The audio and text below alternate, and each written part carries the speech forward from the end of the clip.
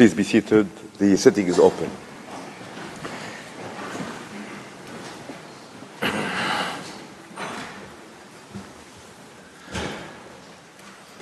La Cour se réunit ce matin. The court meets this morning to hear Türkiye, Zambia, the League of Arab States, the Organization of Islamic Cooperation and the African Union on the questions submitted to it by the United Nations General Assembly on the legal consequences arising from the policies and practices of Israel in the occupied Palestinian territory, including East Jerusalem.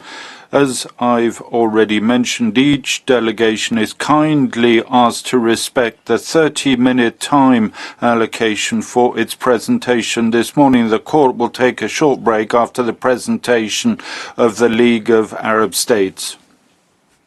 To the representative of Turkey, His Excellency, Mr. Ahmed Yıldız, you have the floor, Excellency.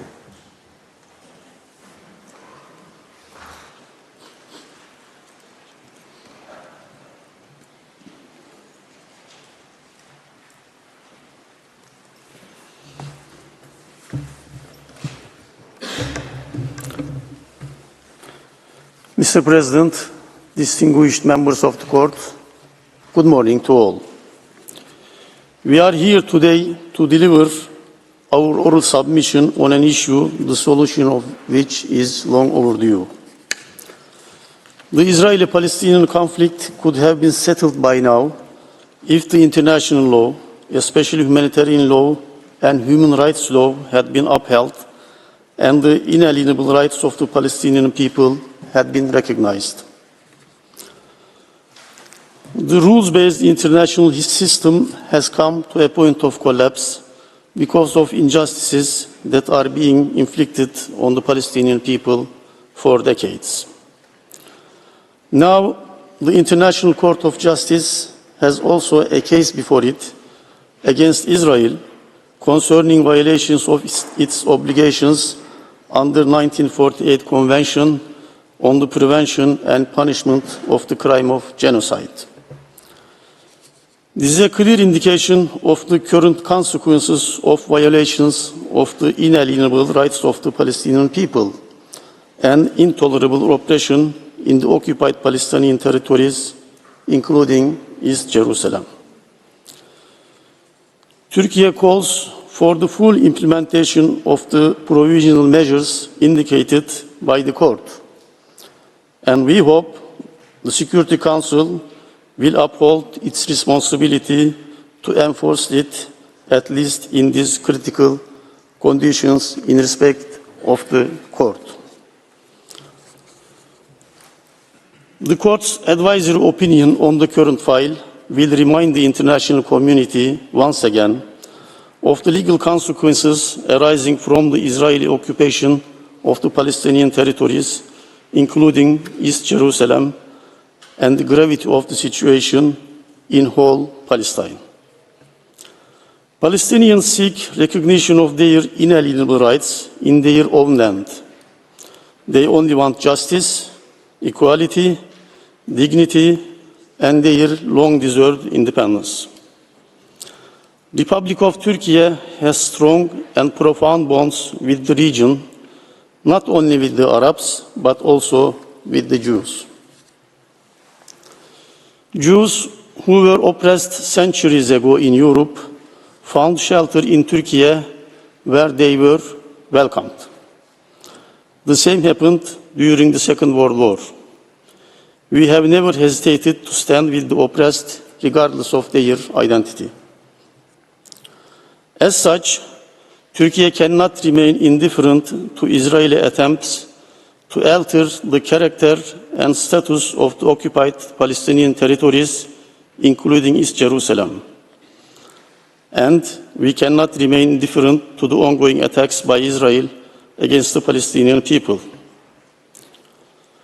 In our written statement, we had shared our views on certain aspects of the question at hand. The points made in the written statement are as relevant following 7 October 2023 as before, if not more. Besides, the unfolding situation after October 7 proves once again that without addressing the root cause of the Israeli-Palestinian conflict, there can be no peace in the region. Israeli-Palestinian conflict did not start on 7 October 2023. The conflict is not about a certain Palestinian faction or group. The conflict dates back to an earlier century. But the real obstacle to peace is obvious. The deepening occupation by Israel of the Palestinian territories, including East Jerusalem, and failure to implement the two-state vision, Israel and Palestine living side by side. Palestinian people live in extremely difficult conditions under Israel's suffocating occupation. Israel's decades-long occupation has not only led to deprivation of Palestinian people of their fundamental rights, but also made them dependent on Israel's mercy. Their properties are demolished, their land is usurped, their livelihoods are confiscated. Although they are living in 21st century, the practices they have been subject to are from Middle Ages and sometimes even worse. Today, the Palestinian people only need emancipation and dignity. Israel's ongoing occupation and Israel's ongoing and deliberately prolonged occupation and intransigent policies failing all initiatives have also left the Palestinians who were expelled from homeland to neighboring countries in limbo, in despair and hopelessness, generation after generation. We believe that all unilateral acts and measures by Israel aimed at changing the character and status of the occupied Palestinian territories, including East Jerusalem, constitute breach of international law and must be unconditionally rescinded.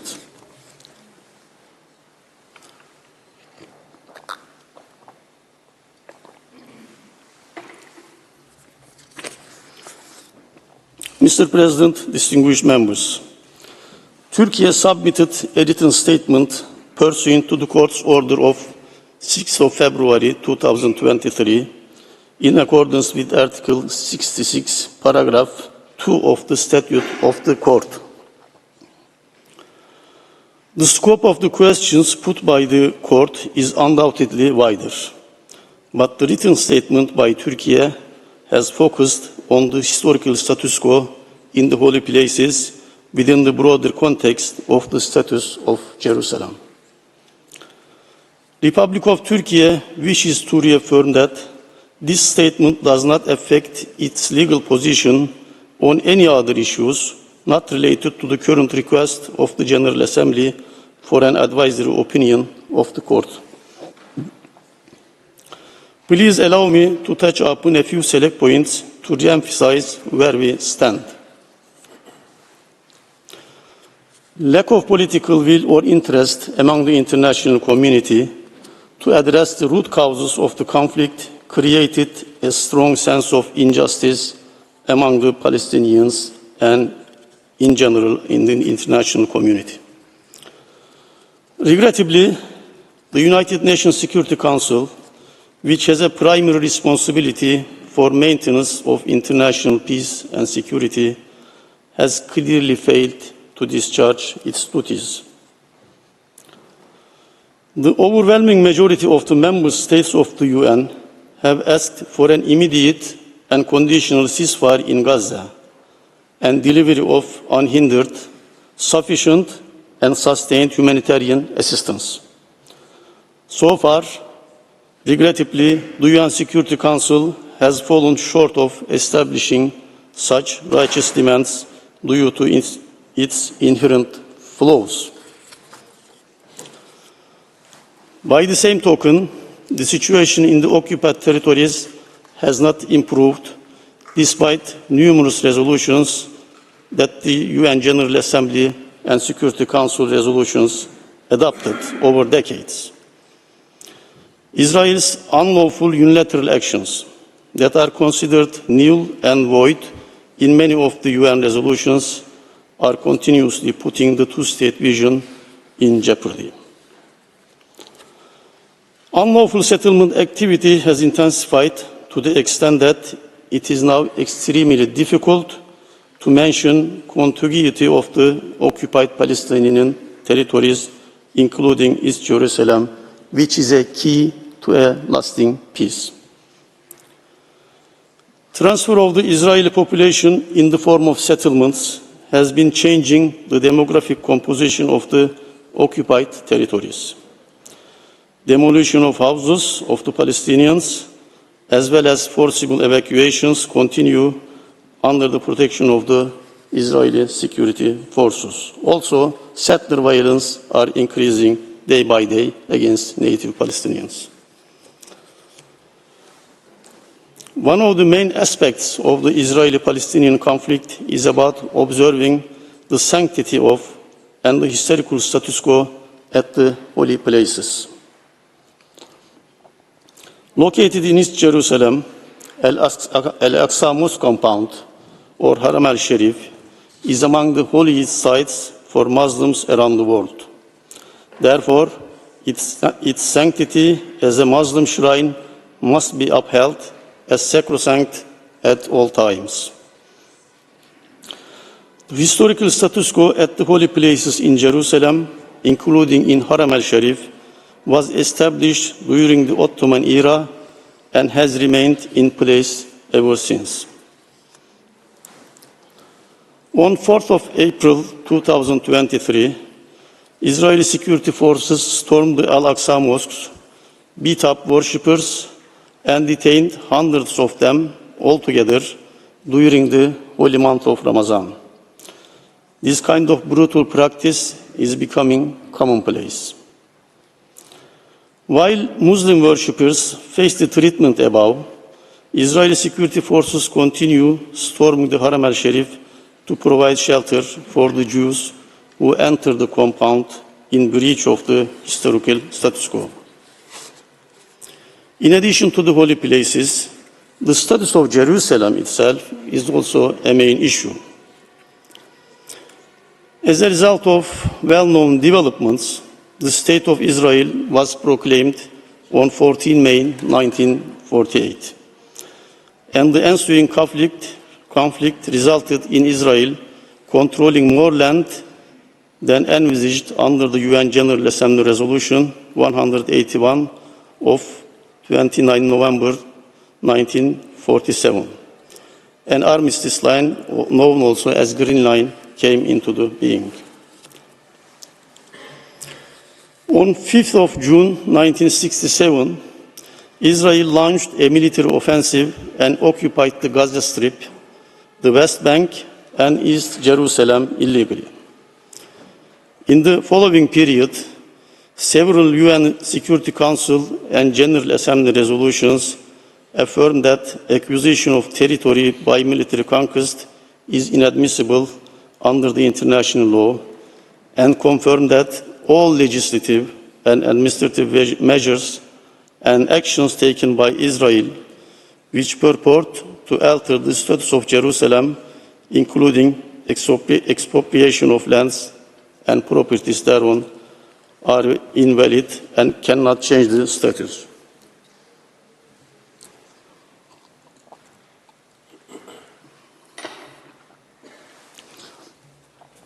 Furthermore, the UN Security Council condemned in the strongest terms all measures taken to change the status of the city of Jerusalem. United Nations General Assembly, in its resolution of 4th of July 1967, also considered measures taken by Israel to change the status of the city of Jerusalem totally invalid. It called upon Israel to rescind all measures already taken and to desist forthwith from taking any action which would alter the status of Jerusalem. UN General Assembly resolution of 14th July 1967 also reiterated this call. On 30th of July 1980, Israeli Parliament adopted Basic Law titled Jerusalem, the Capital of Israel, proclaiming the complete and united Jerusalem is the capital of the State of Israel, which asserted a clear change into the character and status of the city of Jerusalem. In response to this illegal act, the UN Security Council resolution, I repeat, UN Security Council, not General Assembly, the UN Security Council resolution 478 in 1980 affirmed that, I quote, the enactment of the Basic Law by Israel constitutes a violation of international law and determines that all legislative and administrative measures and actions taken by Israel as the occupying power, which have altered or purport to alter the character and status of the holy city of Jerusalem, and in particular, the recent Basic Law on Jerusalem, are null and void and must be rescinded forthwith. UN Security Council also censured, condemned in the strongest terms the enactment by Israel of the Basic Law on Jerusalem and the refusal to comply with relevant UN Security Council resolutions. Furthermore, the Council decided not to recognize the Basic Law and such other actions by Israel that, as a result of this law, seek to alter character and status of Jerusalem. In the same vein, General Assembly, in several resolutions regarding the adoption of Basic Law, expressed its strong rejection of any changes to the status of Jerusalem. Also, the resolution adopted by the General Assembly on 30th November 2022 called upon all states, consistent with their obligations under the UN Charter and relevant Security Council resolutions, following. A.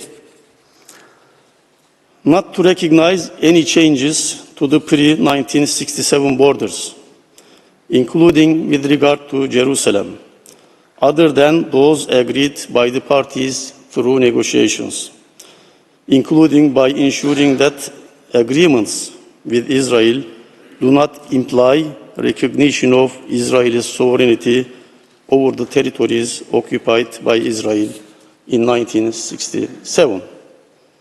B. To distinguish in their relevant dealings between the territory of the State of Israel and the territories occupied since 1967. Although some states deviated from these commitments, the resolutions are still valid and must be upheld. The UN Security Council and UN General Assembly resolutions cited above illuminate how the UN bodies and international community see the Israeli unilateral actions in the occupied Palestinian territories.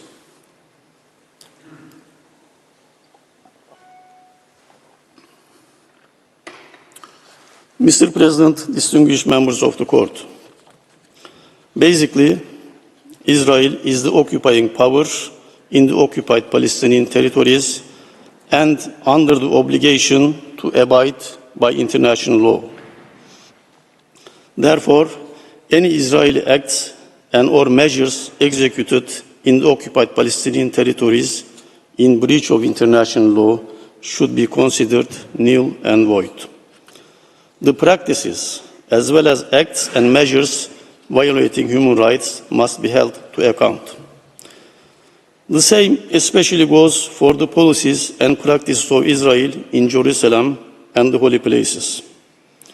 Any Israeli act and measure aimed at altering the character and status of the city of Jerusalem and of the holy places, including Haram al-Sharif, should be considered null and void and must be ended to rescind immediately.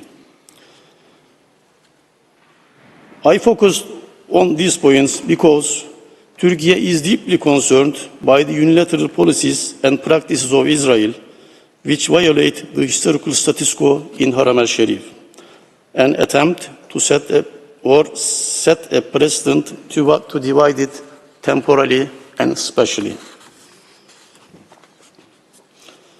Turkey also rejects unlawful, illegitimate and provocative measures that de facto restrict free access of Muslims into Haram al-Sharif. This is not only a breach of the historical status of Haram al-Sharif, but is also a violation of basic human rights of Muslims in the occupied territories. Following provocations by certain members of the Israeli government, at the meeting of the Security Council held on 20 February 2023, the President of the Security Council reiterated the call for, inter alia, preserving the status quo at the holy sites in Jerusalem. I quote, "The Security Council calls for upholding the unchanged historic status quo at the holy sites in Jerusalem, in word and in practice, and emphasizes in this regard the special role of the Hashemite Kingdom of Jordan," unquote. But in total disregard of the international calls for upholding the historical status quo at the holy sites in Jerusalem, certain Israeli ministers continue violating the sanctity of and the historical status quo at the holy sites. In 2023, just before October 7, thousands of Israeli extremists and settlers stormed into Al-Aqsa Mosque complex during the Jewish holiday of Sukkot, mainly in response to the heinous calls by the Israeli politicians. Several resolutions of the United Nations Human Rights Council also expressed grave concern at the restrictions imposed by Israel that impede the access of Christian and Muslim worshippers to holy sites in the occupied territories. Human Rights Council resolutions demanded Israel, as the occupying power, cease all illegal actions in the occupied Palestinian territories.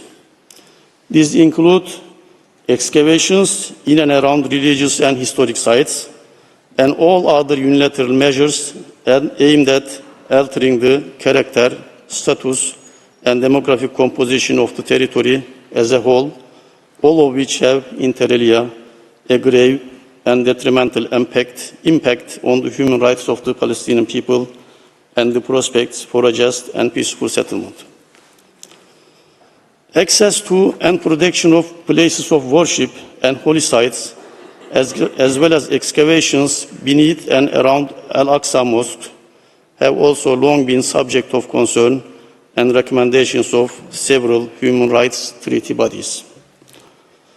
The protection of the status of Jerusalem and the holy sites is important not only for the maintenance of the peaceful coexistence tradition among communities there from different faiths since the Ottoman era, but also for observing the sensitivities of billions of people around the world.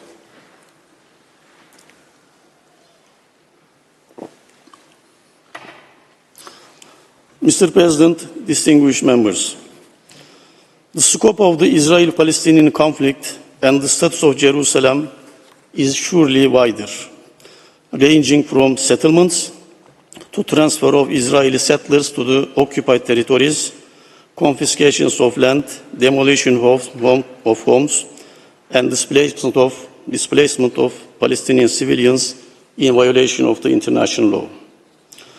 Today, the unfolding situation in the Gaza Strip and the West Bank is extraordinary, extremely dangerous, and if left unchecked, runs the risk of threatening not only regional but also global peace and security.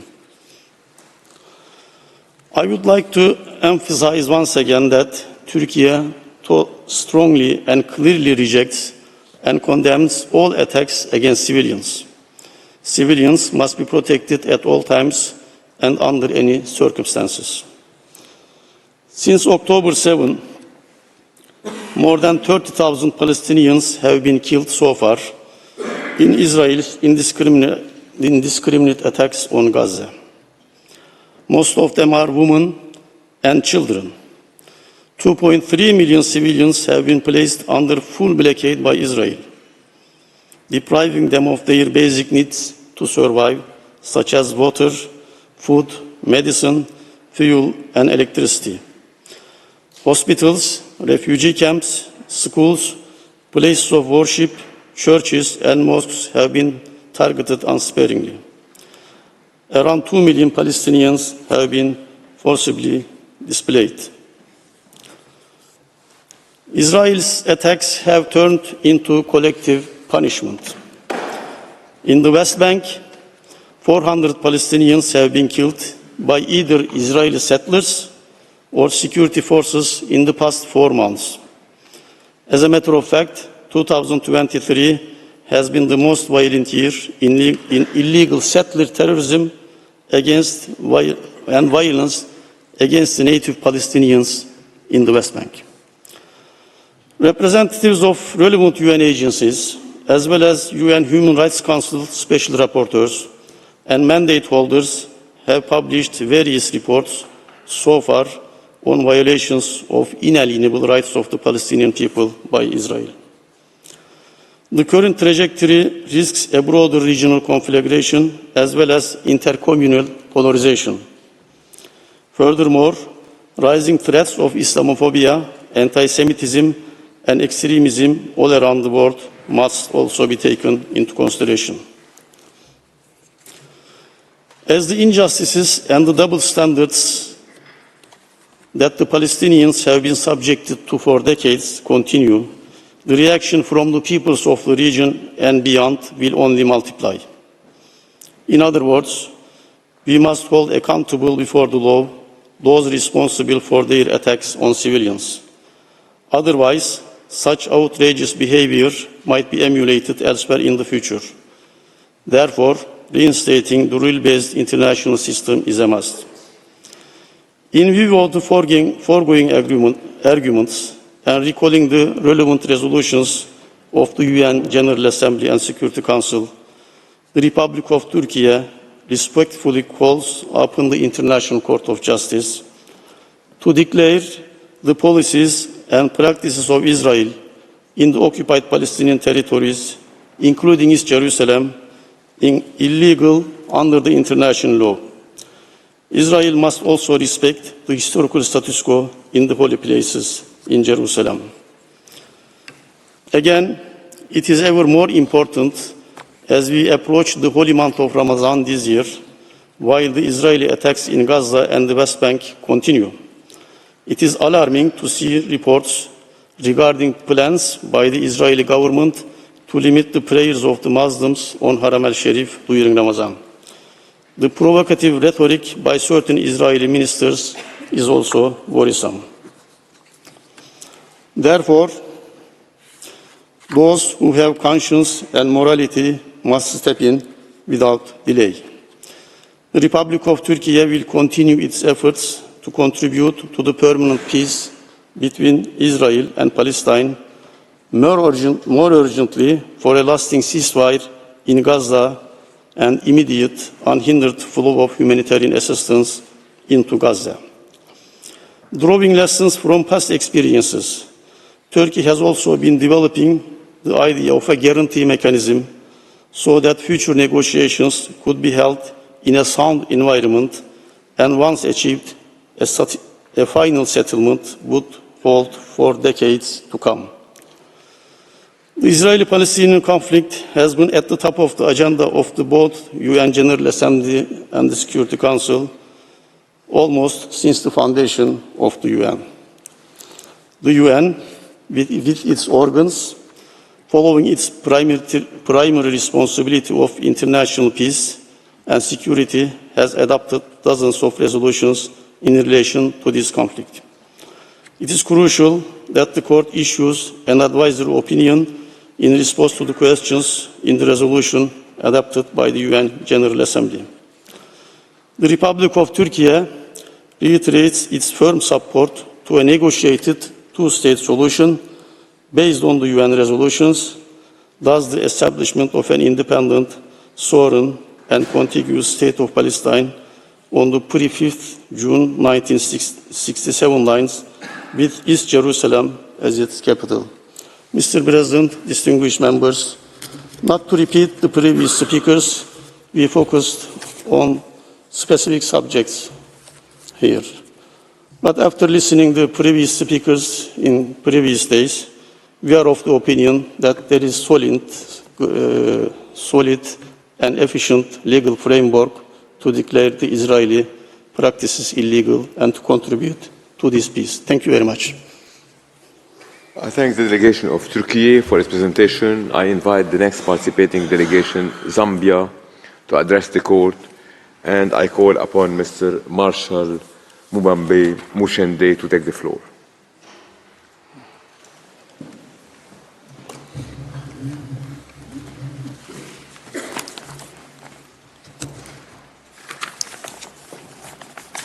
Mr. President, Justice Nawaf Salam, distinguished members of the court, as you have mentioned correctly, Your Lordship, my names are Marshal Mubambe Muchende, State Counsel, and I'm the Solicitor-General for the Republic of Zambia.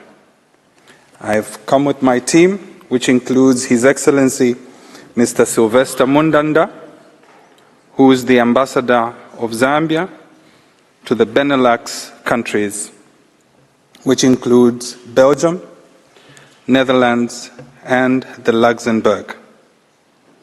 I also have with me the team that is on record with you. Allow me to proceed.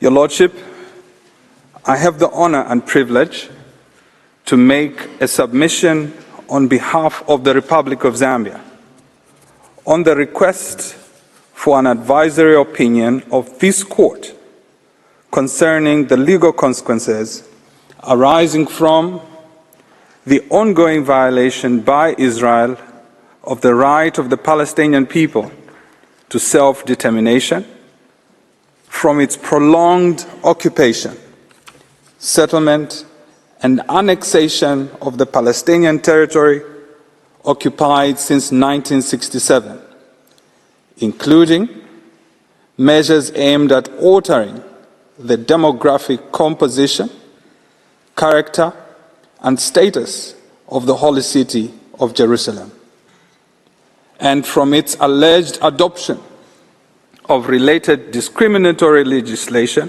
and measures. My delegation appears before this court as Zambia's unwavering commitment to peace and the principles of international law, which underpin the international system. We recognize the humanity and dignity of all individuals affected by the conflict, irrespective of their nationality or ethnicity. Mr. President, the Republic of Zambia did submit its written statement to the court in July of 2023, and we shall rely on the same. With leave of court, however, allow me to augment with oral submissions which are in support of the written submissions alluded to. Mr. President, we have carefully looked at the question that has been posed to the court, and we submit at the very outset that the Republic of Zambia recognizes the court's jurisdiction to render advisory opinions in accordance with Article 65 of the United Nations Statute. As it did in the advisory opinion on the legal consequences of the construction of a wall in the occupied Palestinian territory in 2004. We, however, make the case that the question posed to the court this time around is more complex and requires Solomonic wisdom to obviate rendering an opinion that may exacerbate rather than resolve the complex and nuanced situation which both Palestine and Israel find themselves. The Republic of Zambia has been consistent and continues to advocate for relentless efforts aimed at achieving peace in the Middle East based on the principles of the two-state solution, and we shall revert to this issue later. Mr. President, Zambia will rely on the following legal framework in making its arguments. That is to say, number one, the United Nations Charter. Number two, the Statute of the International Court of Justice. Number three, let me just say the Oslo I Accord, instead of regurgitating the full citation. Number four, the Oslo II Accord. And number five, we rely on the advisory opinion which this court rendered with regards to the consequences of the construction of the wall in the occupied Palestinian territory in 2004. Number six, we also rely on the United Nations Security Council resolutions 242 of 1967 and 338 of 1973. Mr. President, we recognize the inalienable right of the Palestinian people to self-determination. We also recognize the legitimate security needs of the Israeli people. Both Israel and Palestine have a duty to respect international human rights law and international humanitarian law. Therefore, any recourse to the conflict should not be one that puts the blame squarely on one party, but rather one that advances a negotiated solution that culminates in a two-state solution. May it be on record, my Lord, that our support for the Palestinian people's right to self-determination remains steadfast, echoing our consistent position within the United Nations. However, it is imperative to approach this issue with a comprehensive and balanced perspective. Zambia believes that any declaration addressing the Israeli-Palestinian conflict must acknowledge the complexities and nuances inherent in the circumstances and the need to take serious consideration of the difficult situation that both parties find themselves as they strive to defend the respective rights of their people.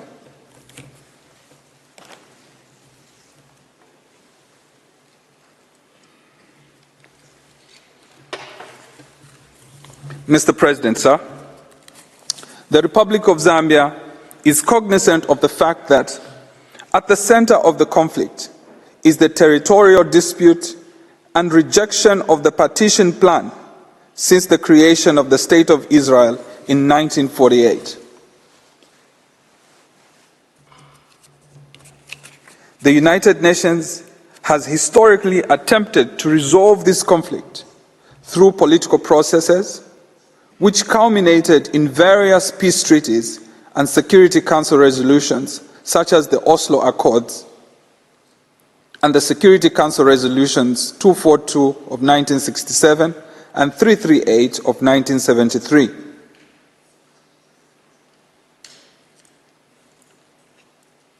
There is also the historic exchange of letters between the late former Prime Minister of Israel, may so rest in peace, Isaac Rabin, and the late former Palestinian Liberation Organization chairman, may so rest in peace, the late Yasser Arafat, dated 9 September 1993. This exchange, Your Lordship, and members of the court, which carries no time limit on its validity, contains mutual declarations of recognition, reciprocal commitments to negotiate peace. To this end, the parties, and I mean both Israel and Palestine, are expected to refrain from undermining or prejudicing the accords through unilateral or third-party initiatives or actions, and from any other initiatives and attempts to impose a solution that seeks to circumvent the agreed upon negotiations. Mr. President, members of the court, there is an argument that negotiations have proved to be ineffective in the past, and therefore the resort to advisory opinions. The Republic of Zambia respectfully submits that the Israelis, the Palestinians, regional states, and the broader international community, and indeed the United Nations Security Council, should consider the reasons why the negotiations failed in the first place and address that issue before resorting to a solution that seeks to bypass the agreed upon negotiations. In the case of the Israeli-Palestinian conflict, if it is established that negotiations have been ineffective, it may call then for an addendum to the Oslo I Accord to amend Article 15, which provides for negotiations, and replace that clause with another mode of dispute settlement.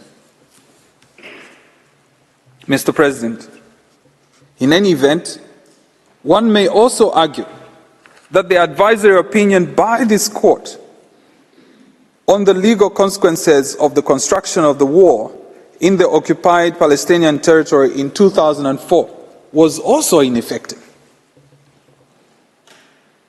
Should it then be argued also that the international community must abandon advisory opinions of this court?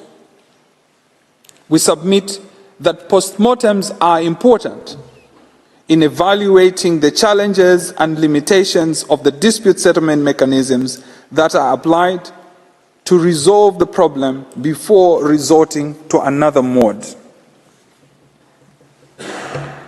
Mr. President and members of the court, it is our firm submission that the Oslo Accords remain the only valid, agreed legal source of authority for the division of control, powers, and responsibilities between Palestine and Israel over the various parts of the territories. Article 15 of the Oslo I Accord prescribes negotiations as the mode of resolving disputes. No other legal or normative framework, whether through international conventions, declarations, or UN resolutions, has substituted the agreed upon, still valid legal framework of the Oslo Accords, unless and until the same are amended.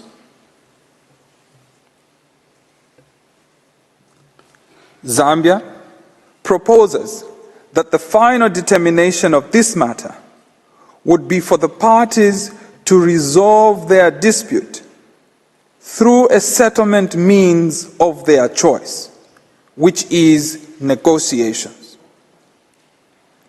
The just and sustainable two-state solution cannot be imposed from the outside through an advisory opinion.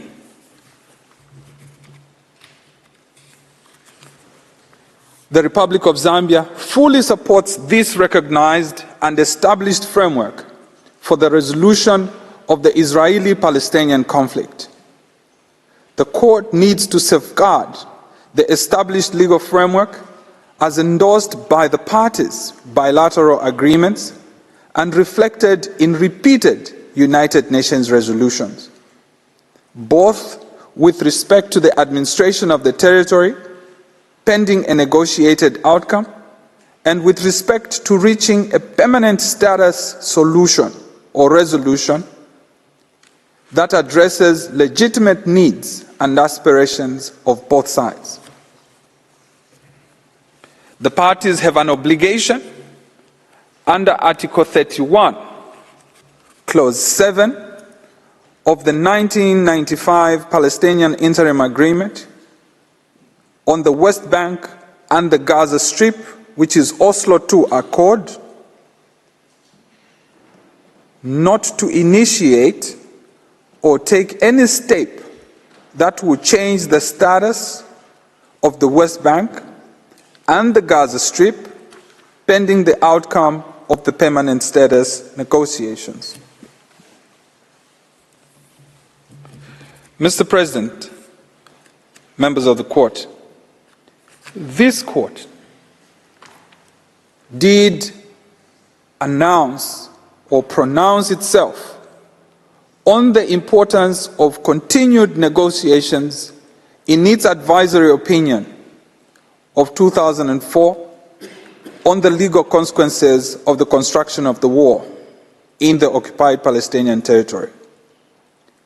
The court encouraged efforts to achieve a negotiated solution to the conflict and the establishment of a Palestinian state existing side by side with Israel for peace and security for all in the region.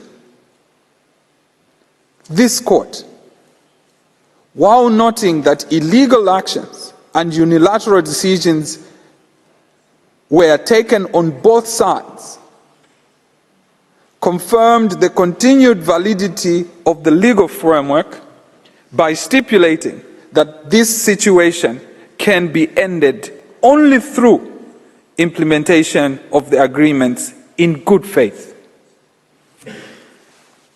Mr. President, members of the court, as we conclude, we wish to submit that the court is neither the only dispute resolution mechanism available, nor is it the best in all circumstances. Let me repeat that one. As we conclude, we wish to submit that the court is neither the only dispute resolution mechanism available, nor is it the best in all circumstances.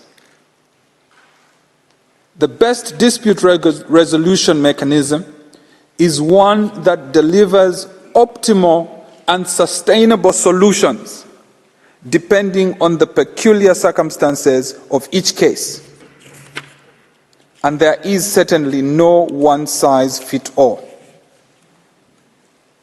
Where, for instance, the objective of the dispute resolution mechanism is to blame one party or the other, or to solely determine a winner or a loser, then we have no doubt that the court is the best forum.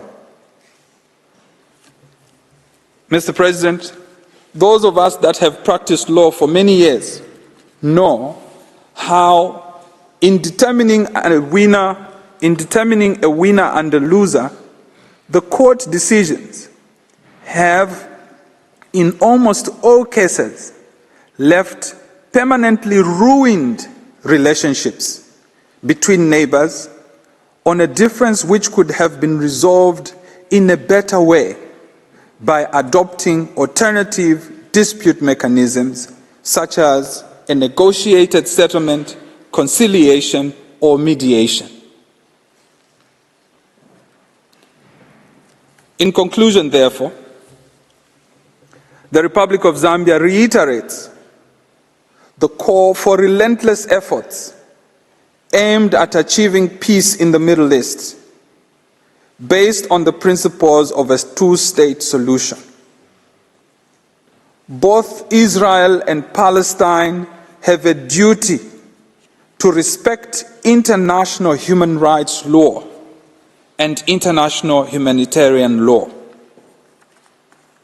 Therefore, any recourse to the conflict should not be one that puts a blame squarely on one party, but rather one that advances a negotiated solution, which culminates in a two-state solution. The Republic of Zambia surmises that the court should not exercise its jurisdiction under Article 65 of the statute,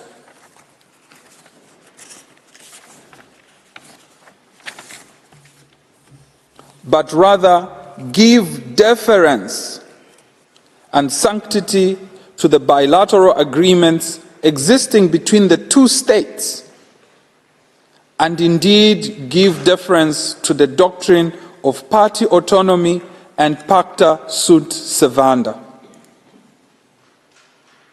We argue in the alternative, we conclude in the alternative that should the court decide to exercise its jurisdiction to render the sought advisory opinion, which, as we said, it has the jurisdiction, then the opinion should encourage and assist the parties to respect the legal commitments, including conducting credible negotiations, and not make it more difficult for them to do so. This is also anchored on the fundamental international legal principle of pacta sunt servanda. In this way, Your Lordship, the court would essentially be upholding the sovereign rights of the two parties. Mr. President, I thank you for your attention. I thank the delegation of Zambia for its presentation.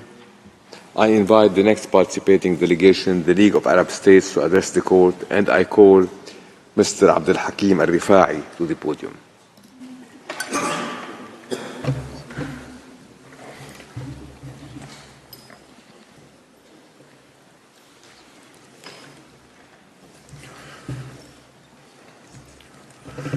Thank you, Mr. President, honorable members of the court.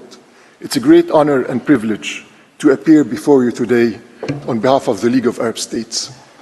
I would like to read a statement by His Excellency, Mr. Ahmed, Secretary-General of the League of Arab States. The League of Arab States attaches high importance to the present proceedings, hoping that they contribute to safeguarding the principles of international law, to uphold the inalienable rights of the Palestinian people to self-determination, and end the last oppressive, expansionist, apartheid, settler, colonial occupation still standing in the 21st century. The persistence of this occupation, acts of genocide, ethnic cleansing, war crimes, crimes against humanity, displacement of populations, imprisonment of Palestinians behind illegal segregation walls, expansion of illegal settlements, creating new political realities on the ground, aiming at complicating the dismantling of the occupation. All will never discourage Palestinians from claiming their legitimate, inalienable rights. The insistence on placing Israel above the law through the politicization of accountability and adopting double standards in the application of justice is a direct threat to international peace and stability. Ending Israel's total impunity and subjecting it, like any other state, to the universal rules of international law will help annul its pretexts to systematically reject peace initiatives, the most serious of which is the Arab Peace Initiative of 2002, which offered full normalization of relations with all Arab states in exchange of Israel only respecting its already established obligations under the bodies of international law, human rights laws, and the United Nations Security Council and General Assembly resolutions. This prolonged occupation is an affront to international justice. The failure to bring it to an end has led to the current horrors perpetrated against the Palestinian people, amounting to genocide. There can be no moral or juridical justification for occupying lands, killing, terrorizing, and displacing their populations. The League of Arab States trusts the esteemed court will confirm the illegality of this occupation and unambiguously rule on the legal consequences for all parties, especially those who turn a blind eye, facilitate, assist, or participate in any way in perpetuating this illegal situation. Only the rule of law, not the prevailing law of the jungle, will pave the way to peace in the whole region. Ending the occupation is the gateway to peaceful coexistence. Thank you very much for your kind attention. I now respectfully request, Mr. President, that you call on Dr. Ralph Wilde, Senior Counsel and Advocate, to address the legal questions before the Court. Thank you. I thank Mr. Rifai. I now give the floor to Mr. Ralph Wilde. You have the floor, sir. Mr. President, distinguished members of the Court, it's a great honour and privilege to appear before you and to represent the League of Arab States. The Palestinian people have been denied the exercise of their legal right to self-determination through the more than century-long violent, colonial, racist effort to establish a nation-state exclusively for the Jewish people in the land of mandatory Palestine. When this began after the First World War, the Jewish population of that land was 11%. Forcibly implementing Zionism in this demographic context has necessarily involved the extermination or forced displacement of some of the non-Jewish Palestinian population, the exercise of domination over and subjugation, dispossession and immiseration of remaining non-Jewish Palestinians, the emigration to that land of Jewish people, regardless of any direct personal link, and the denial of Palestinian refugees the right to return, all operating through a racist distinction privileging Jewish people over non-Jewish Palestinian people. This has necessitated serious violations of all the fundamental Jus Cogens and erga omnes norms of international law. The right of self-determination, the prohibitions on aggression, genocide, crimes against humanity, racial discrimination, apartheid and torture, and the core protections of IHL.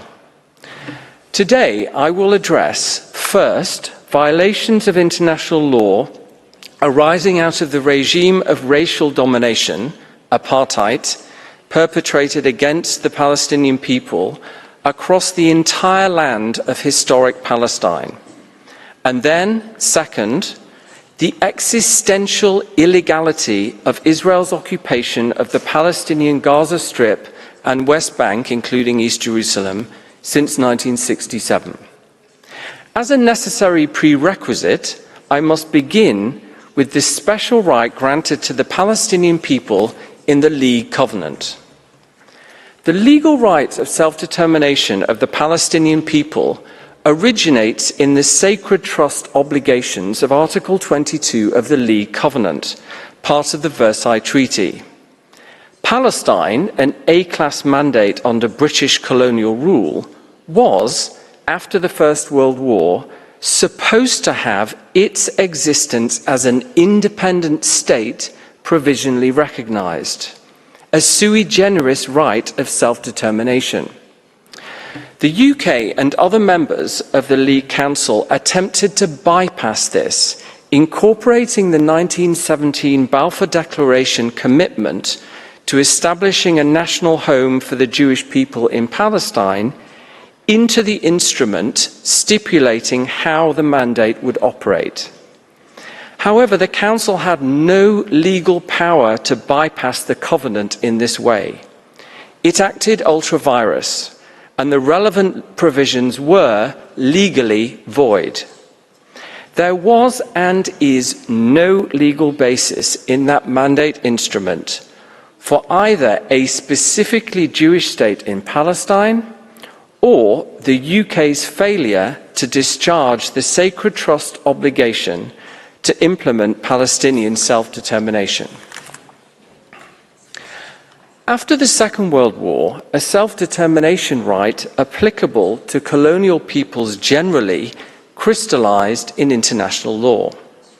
For the Palestinian people, this essentially corresponded to and supplemented the pre-existing covenant right regarding the same single territory.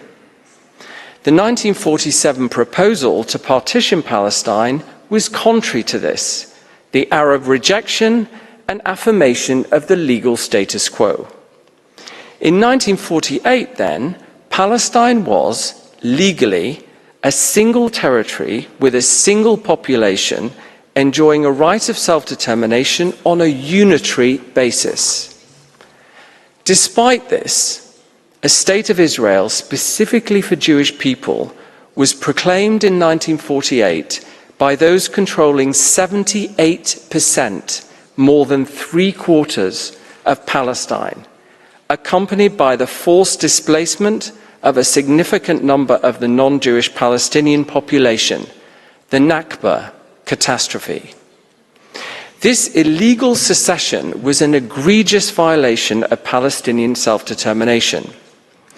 Israel's statehood was recognized, and Israel admitted as a UN member despite this illegality. Israel is not the legal continuation or successor of the mandate. This violation of Palestinian self-determination is ongoing and unresolved.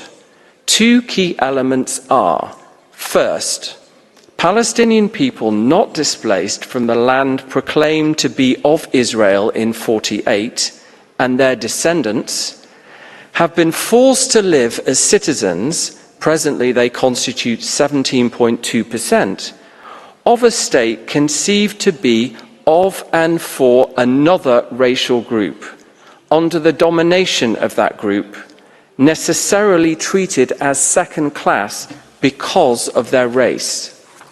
Second, Palestinian people displaced from that land and their descendants cannot return. These are serious breaches of the right of self-determination, the prohibitions of racial discrimination and apartheid, and the right of return. They must end immediately. As if this ongoing Nakba was not catastrophic enough, in 1967, Israel captured the remaining 22% of historic Palestine, the Gaza Strip and West Bank, including East Jerusalem, the Nakba. It's maintained that use of force to remain in control for the 57-year period since. For more than half a century then, a state defined to be of and for Jewish people exclusively has governed the entire land of historic Palestine and the Palestinian people there. And the regime of racial domination, apartheid, and denying return has been extended throughout. In the case of Palestinians living in the occupied territory, This has involved the same serious violations of international law, supplemented by serious violations of norms applicable in occupied territory. Indeed, these people are subject to an even more extreme form of racist domination, as they aren't even citizens of the state exercising authority over them.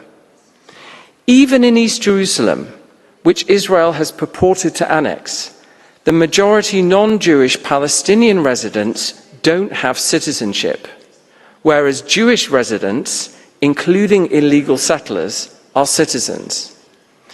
Just as in territorial Israel, in occupied territory, these serious violations concerning how Israel exercises authority over the Palestinian people must end immediately. However, here, a more fundamental matter must also be addressed: the illegality of the exercise of authority itself. The enduring Palestinian right of self-determination means that the Palestinian people and the state of Palestine, not Israel, are sovereign over the territory Israel captured in 1967. For Israel, the land is extraterritorial and, given what I said about the mandate, territory over which it has no legal sovereign entitlement. Despite this, Israel has purported to annex East Jerusalem and taken various actions there and in the rest of the West Bank, constituting de jure and de facto purported annexation, including implanting settlements. It is Israeli policy that Israel should be not only the exclusive authority over the entire land between the river and the sea, but also the exclusive sovereign authority there. This constitutes a complete repudiation of Palestinian self-determination as a legal right, since it empties the right entirely of any territorial content. Actualizing this through de facto and de jure purported annexation is, first, a serious violation of Palestinian self-determination, and second, because it's enabled through the use of force, a violation of the prohibition on the purported acquisition of territory through the use of force in the law on the use of force, and so an aggression. Serious violations of further areas of law regulating the conduct of the occupation are also being perpetrated, notably the prohibitions on implanting settlements and altering, unless absolutely prevented, the legal, political, social and religious status quo. The occupation is therefore existentially illegal because of its use to actualize purported annexation.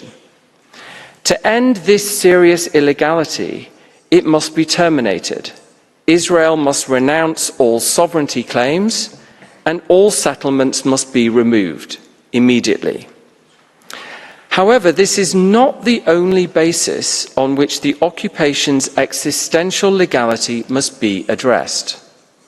We need to delve deeper into both the law of self-determination and the law on the use of force. Beginning with self-determination, this right, when applied to the Palestinian people in the territory Israel captured in 1967, is a right to be entirely self-governing, free from Israeli domination. Consequently, the Palestinian people have a legal right to the immediate end of the occupation, and Israel has a correlative legal duty to immediately terminate the occupation. This right exists and operates simply and exclusively because the Palestinian people are entitled to it. It does not depend on others agreeing to its realization. It is a right. It's a repudiation of trusteeship, whereby colonial peoples were ostensibly to be granted freedom only if and when they were deemed ready because of their stage of development determined by the racist standard of civilization. The anti-colonial self-determination rule replaced this with a right based on the automatic, immediate entitlement of all people to freedom, without preconditions. In the words of General Assembly 1514, inadequacy of preparedness should never serve as a pretext for delaying independence. Some suggest that the Palestinian people were offered and rejected deals that could have ended the occupation, and therefore Israel can maintain it pending a settlement. Even assuming arguendo the veracity of this account, the deals involved a further loss of the sovereign territory of the Palestinian people. Israel cannot lawfully demand concessions on Palestinian rights as the price for ending its impediment to Palestinian freedom. This would mean Israel using force to coerce the Palestinian people to give up some of their peremptory legal rights, illegal in the law on the use of force, and necessarily voiding the relevant terms of any agreement reached. The Palestinian people are legally entitled to reject a further loss of land over which they have an exclusive legal peremptory right. Any such rejection makes no difference to Israel's immediate legal obligation to end the occupation. Turning to the law on the use of force, Israel's control over the Palestinian territory since 1967 as a military occupation is an ongoing use of force. As such, its existential legality is determined by the law on the use of force as a general matter beyond the specific issue of annexation. Israel captured the Gaza Strip and West Bank from Egypt and Jordan in the war it launched against them and Syria. It claimed to be acting in self-defense, anticipating a non-immediately imminent attack. The war was over after 6 days. Peace treaties between Israel and Egypt and Jordan were subsequently adopted. Despite this, Israel maintained control of the territory, continuing the use of force enabling its capture. Israel's 1967 war was illegal in the Jus ad bellum, even assuming, arguendo, its claim of a feared attack. States can't lawfully use force in non-immediately imminent anticipatory self-defense. Alternatively, assuming, again arguendo, that the war was lawful, the justification ended after 6 days. However, the Jus ad bellum requirements continued to apply to the occupation as itself a continuing use of force. In 1967, with self-determination well established in international law, states could not lawfully use force to retain control over a self-determination unit captured in war unless the legal test justifying the initial use of force also justified, on the same basis, the use of force in retaining control. Moreover, this justification would need to continue not only in the immediate aftermath, but for more than half a century. Manifestly, this legal test has not been met. Israel's exercise of control over the Gaza Strip and West Bank through the use of force has been illegal in the Jus ad bellum since the capture of the territory, or at least very soon afterwards. The occupation is therefore, again, existentially illegal in the law on the use of force and aggression, this time as a general matter, beyond illegality specific to annexation.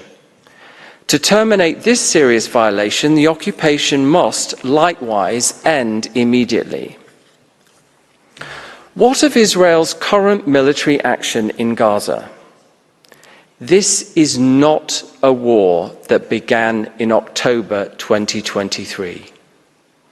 It's a drastic scaling up of the force exercised there and in the West Bank on a continual basis since '67. A justification for a new phase in an ongoing illegal use of force cannot be constructed solely out of the consequences of violent resistance to that illegal use of force. Otherwise, an illegal use of force would be rendered lawful because those subject to it violently resisted. Circular logic with a perverse outcome. More generally, Israel cannot lawfully use force to control the Palestinian territory for security purposes pending an agreement providing security guarantees. States can only lawfully use force outside their borders in extremely narrow circumstances. Beyond that, they must address security concerns non-forcibly. The USA, UK, and Zambia suggested here that there is a sui generis applicable legal framework, an Israeli-Palestinian lex specialis. This somehow supersedes the rules of international law determining whether the occupation is existentially lawful. Instead, we have a new rule justifying the occupation until there is a peace agreement meeting Israeli security needs. This is the law as these states would like it to be, not the law as it is. It has no basis in Resolution 242, Oslo, or any other resolutions or agreements. Actually, you are being invited to do away with the very operation of some of the fundamental peremptory rules of international law itself.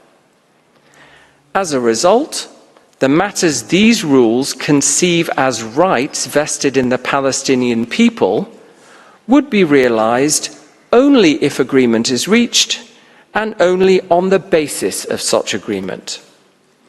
At best, if there is an agreement, this means one that need not be compatible with Palestinian peremptory legal rights, determined only by the acute power imbalance in Israel's favor. At worst, if there is no agreement, this means that the indefinite continuation of Israeli rule over the Palestinian people in the OPT on the basis of racist supremacy and a claim to sovereignty would be lawful.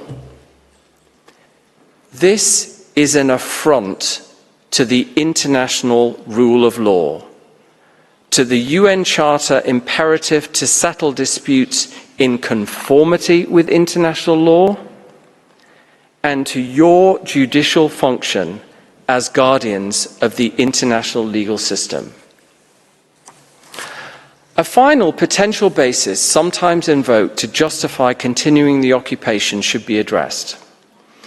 Occupation and human rights law, applicable to illegal and lawful occupations alike, oblige Israel to address security threats in occupied territory. However, they only regulate the conduct of an occupation when it exists. They don't also provide a legal basis for that existence itself. Existential legality is determined by the law of self-determination and the jus ad bellum only. There is no backdoor legal basis for Israel to maintain the occupation through the imperatives of occupation and human rights law. In sum, the occupation of the Palestinian Gaza Strip and West Bank, including East Jerusalem, is existentially illegal on two mutually reinforcing bases. First, the law on the use of force. Here the occupation is illegal both as a use of force without valid justification and because it's enabling an illegal purported annexation. As such, it is an aggression. Second, the law of self-determination. Here, it's illegal again because of the association with illegal purported annexation, and also, more generally, because it is quite simply an exercise of authority over the Palestinian people that by its very nature violates their right to freedom. This multifaceted existential illegality involving serious violations of peremptory norms has two key consequences. First, the occupation must end. Israel must renounce its claim to sovereignty over the Palestinian territory. All settlers must be removed immediately. This is required to end the illegality, to discharge the positive obligation to enable immediate Palestinian self-administration, and because Israel lacks any legal entitlement to exercise authority.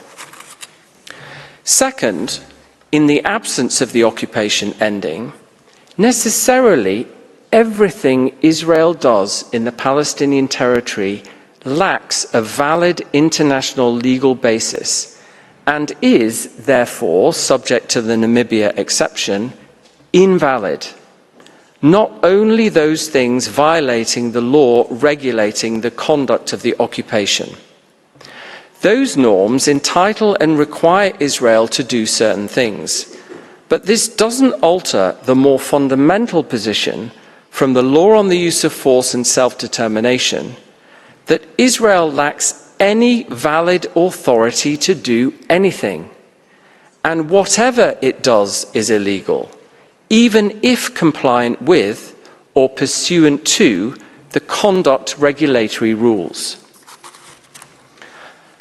I will close by quoting Palestinian academic and poet Rifat al-Arieh from his final poem posted 36 days before he was killed by Israel in Gaza on the 6th of December 2023. If I must die, you must live to tell my story. If I must die, let it bring hope. Let it be a story. Thank you for your attention. I thank the delegation of the Arab League for its presentation. And before I invite the next delegation to make its oral statement, the court will observe a break for 10 minutes. The sitting is suspended.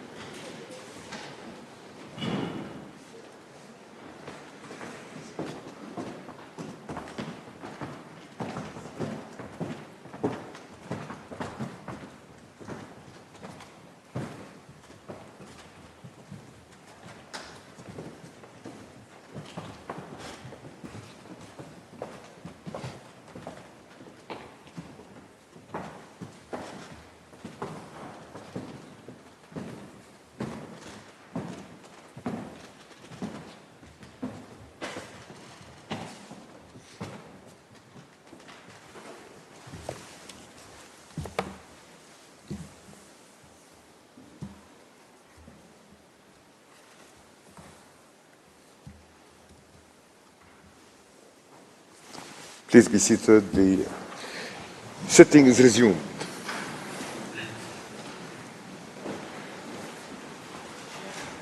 J'invite maintenant. I now invite the next participating delegation, the Organisation of Islamic Cooperation, to address the court, and I call His Excellency, Mr. Brahim Hissein Taha, to the podium. Sir, you have the floor.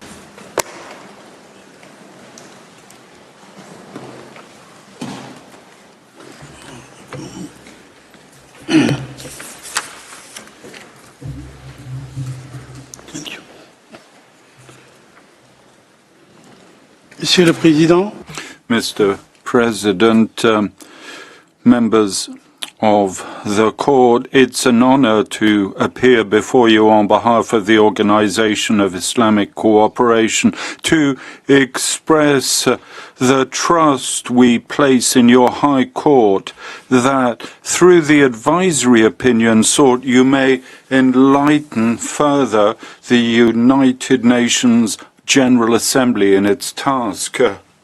The Organization of Islamic Cooperation brings together 57 member states and is the collective voice of the Islamic world.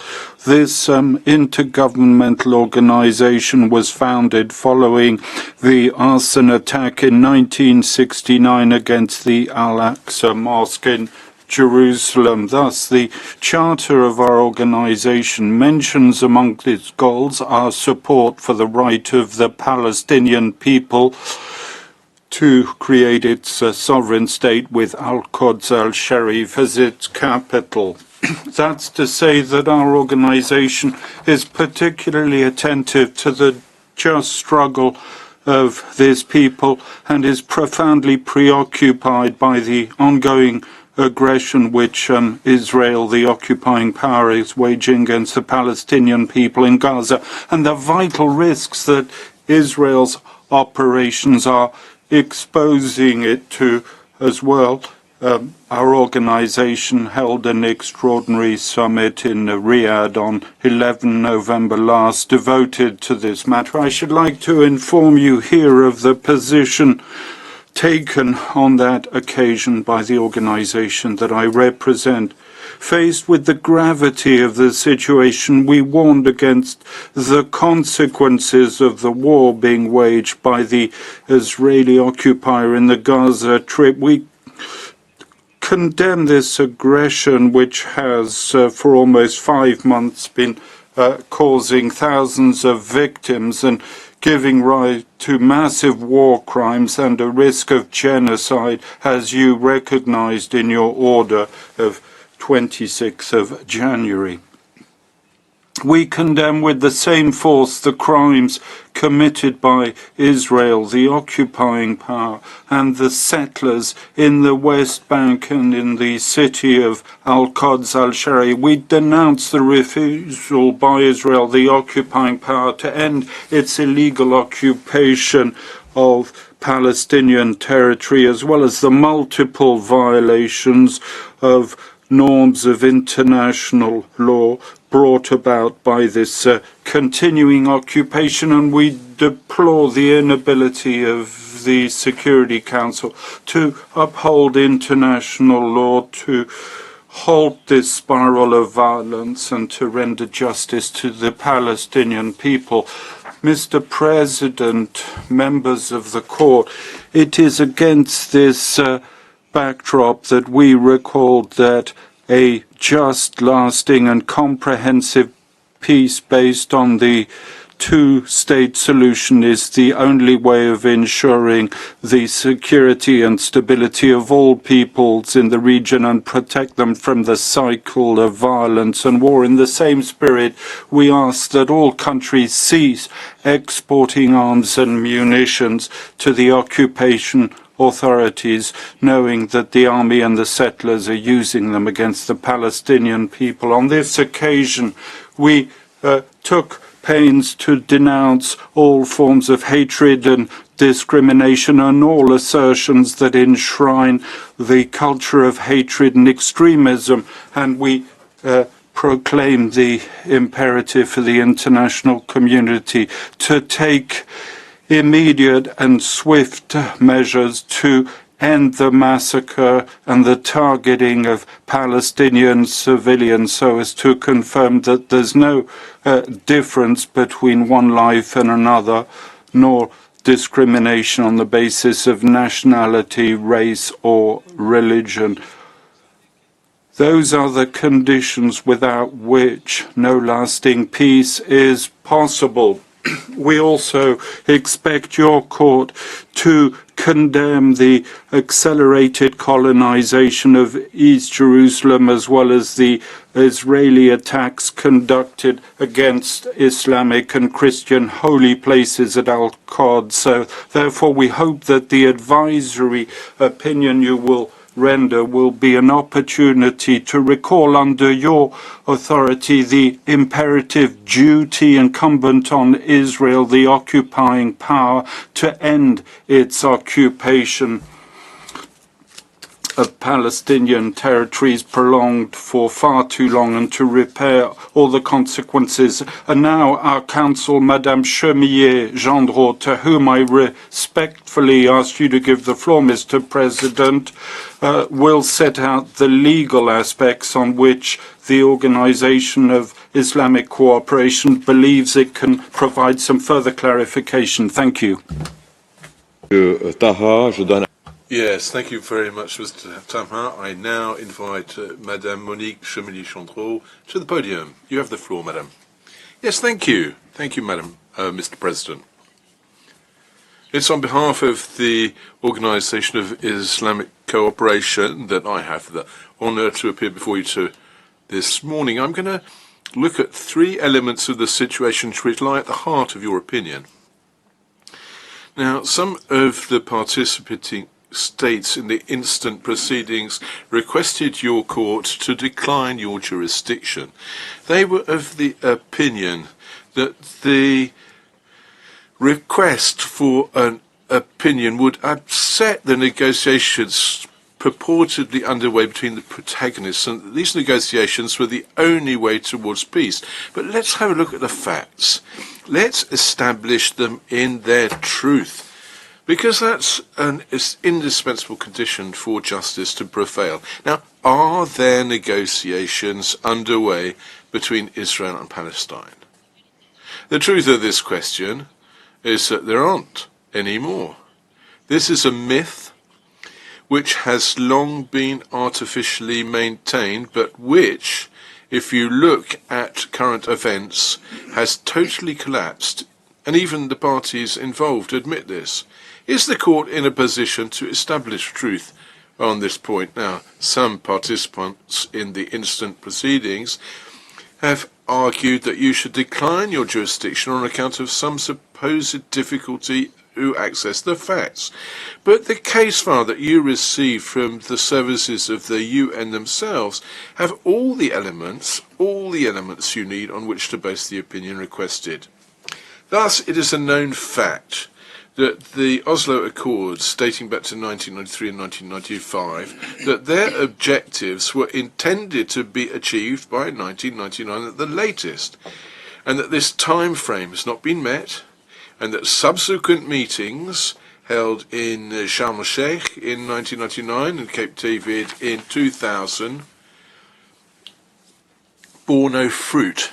From then on, neither the redeployment of Israel nor the consolidation of the Palestinian Authority's autonomy has come to pass. The outlook for the Oslo Accords hinged on compliance with resolutions 242 and 338 of the Security Council, where they are explicitly mentioned. This compliance required the withdrawal by Israel from occupied Palestinian territory in 1967. Article 18 of the Vienna Convention on the Law of Treaties provides that parties to an agreement must abstain from acts which deprive the treaty of its object and purpose. Thus, Israel's accelerated settling of Jewish colonies on Palestinian territory has deprived the Oslo Accords both of their object and of their purpose. Israel's politicians have confirmed the demise of negotiations when they denounced the Oslo Accords as of the year 2000. That's more than 20 years ago. At that time, Ariel Sharon declared to the Haaretz, I quote him, "We're not going to continue Oslo, no more Oslo, Oslo, it's finished." End of quotation. More recently, on 12 December 2023, Prime Minister Benjamin Netanyahu asserted, I'm quoting him, "I shall not allow Israel to repeat the mistake of the Oslo Accords." End of quotation. Your court will recognise that we are confronted here by a particularly noteworthy breach of good faith. Israel is a member of the United Nations. It's bound by the resolutions of this organisation as well as by specific undertakings it made. Yet it rides roughshod over the entire body. The state in question appropriates Palestinian territory, expels its people, denies Palestine the right to self-determination by all means available. You recalled in your judgment of 2018 that when states engage in negotiations, I quote you, they must conduct them in good faith. End of quotation. Well, it would appear that Israel's good faith vanished shortly after engaging in the Oslo negotiations. Thus, no negotiation on the horizon right now which needs protection. Just an ongoing war and the refusal of Israeli authorities to open any political perspective based on international law. That's why the argument whereby a finding of jurisdiction to give this opinion would in some way bar the way to a negotiated peace is an argument wholly without merit. Now, this is my second point. I'd like to dwell a little longer on the question of negotiations to make a substantive remark here. Palestinians will not recover their legitimate rights by direct bilateral negotiations with Israel, and there are two reasons why not. The first relates to the overwhelming inequality between the two parties.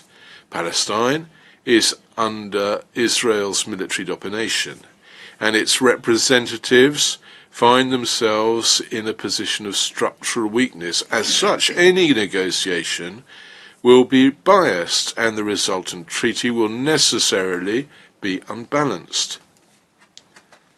The second obstacle relates to the fact that in negotiations which have taken place up to now, Israel has attempted to make the Palestinians make concessions to the fundamental rights they have under international law.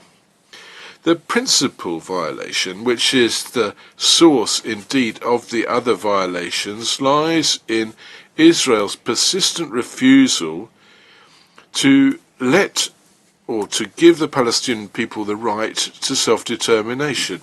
At no moment since the end of the mandate, British mandate in 1947, has Israel's leaders admitted with sincerity that a Palestinian state could coexist with them in Palestine. Israel's Prime Minister confirmed this on 20 January to his opposition to any Palestinian sovereignty. When Israel pretended to negotiate the Palestinians' right to statehood, it was only to concede a caricature thereof: demilitarized power, enclave, dispersed over a fragmented territory with reduced access to its own natural resources. And yet, the right of peoples to self-determination is a just Kogan's norm. It is not some constitutive right which could only arise if recognized by Israel. Not at all. It's a declarative right, inherent to the situation of the colonized people of Palestine. And it exists from the moment this people, the Palestinian people, decided to claim it. Thus, purely and simply, this is not a negotiable right. Israel has occupied, as of 1967, Palestinian territories subsequent to a military action which was carried out in breach of the core rule prohibiting the use of force. So Israel is occupying a territory over which it has no right. Israel must withdraw. And that's not negotiable either. By colonizing this territory, Israel breaches the prohibition of transferring population from the occupying power into the occupied territory. And Israel's official plan is to continue this unlawful act. From the 700,000 currently on the West Bank and in Jerusalem, the settlers should pass the million number as fast as possible, according to Minister Smotrich. That's what he said on 12th July 2023. So Israel has officialized this breach by including in its basic law of 2018 the development of Jewish settlements as a basic value of Israeli society. This, notwithstanding that international law requires the dismantling of all these settlements. And here, yet again, we have before us an obligation which is non-negotiable.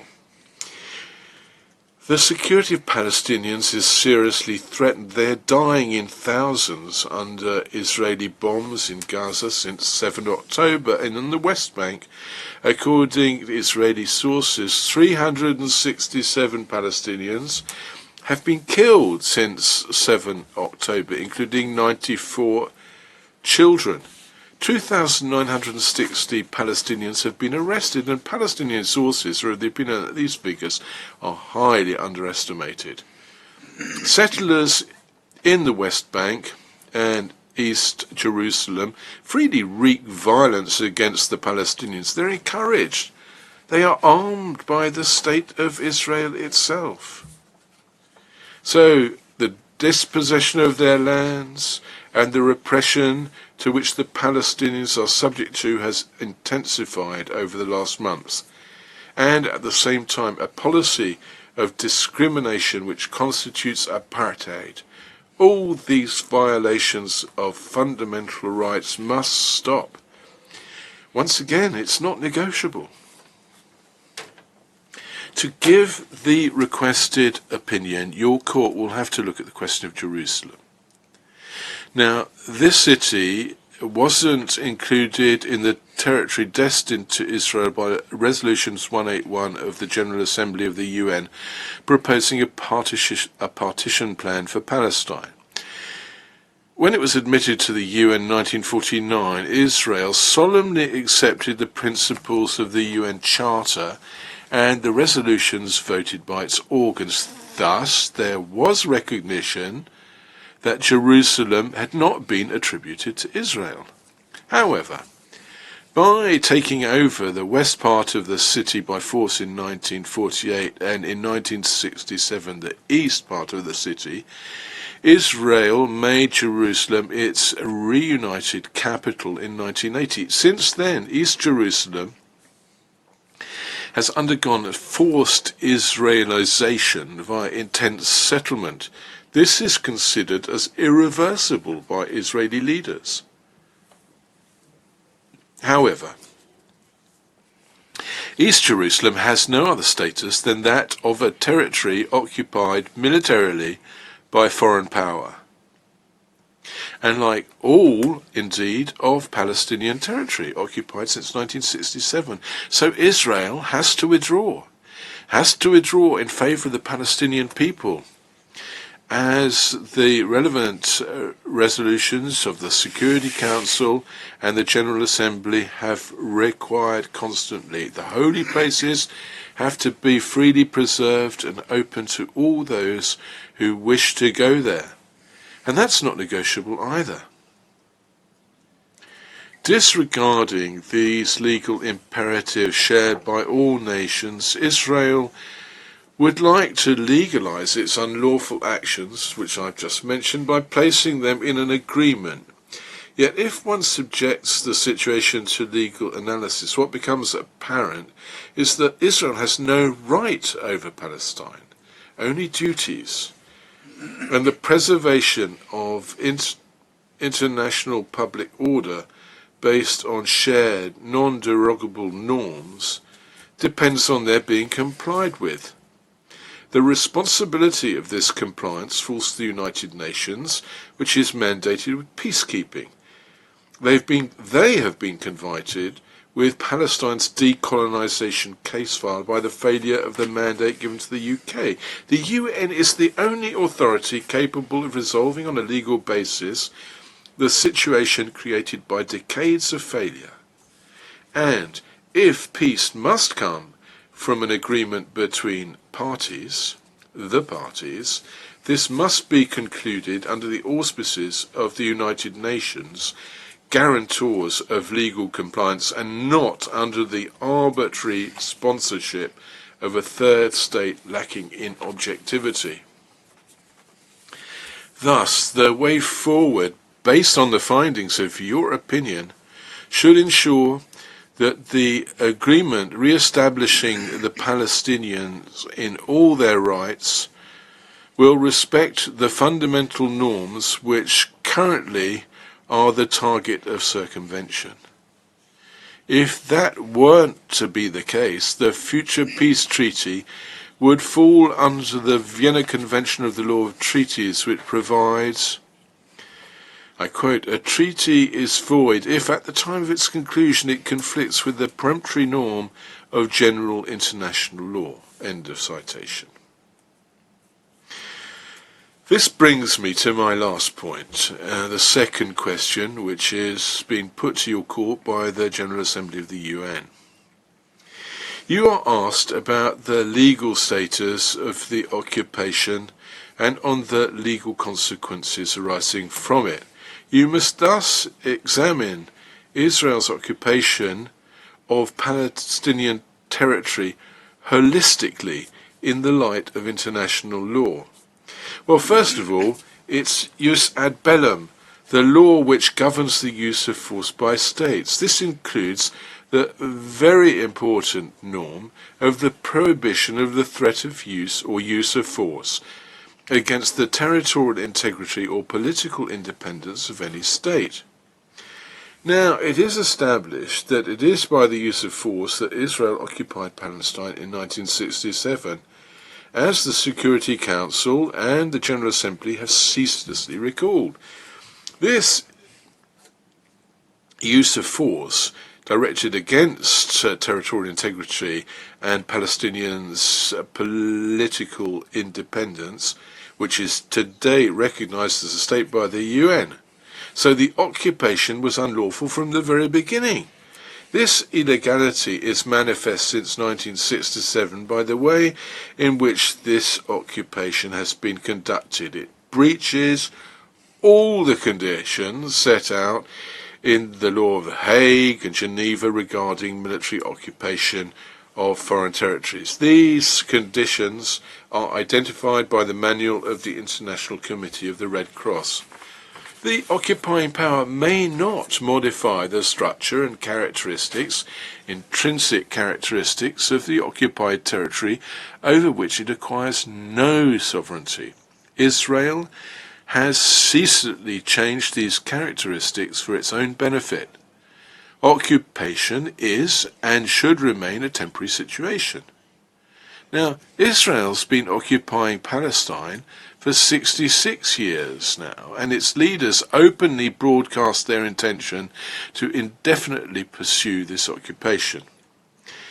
Israel must administer the territory in the interest of the local population, taking into account its needs, and the needs of the Palestinians have been cruelly ignored. Israel must not exercise its authority to serve its own interests and those of its own population, yet all of Israel's policies and practices are directed for the benefit of Israeli settlers and in breach of the Palestinians' rights and interests. These are the conditions in which which Israel has developed the occupation of Palestinian territory, conditions whose complete evidence can be found in UN reports.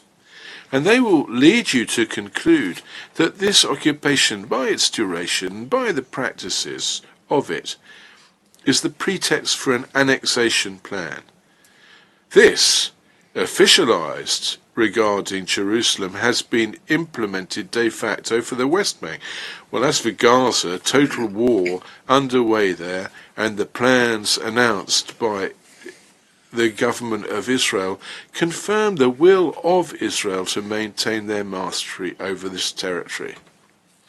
The result of all this, as your court doubtless will confirm, is that the occupation by Israel of Palestinian territory is triply unlawful.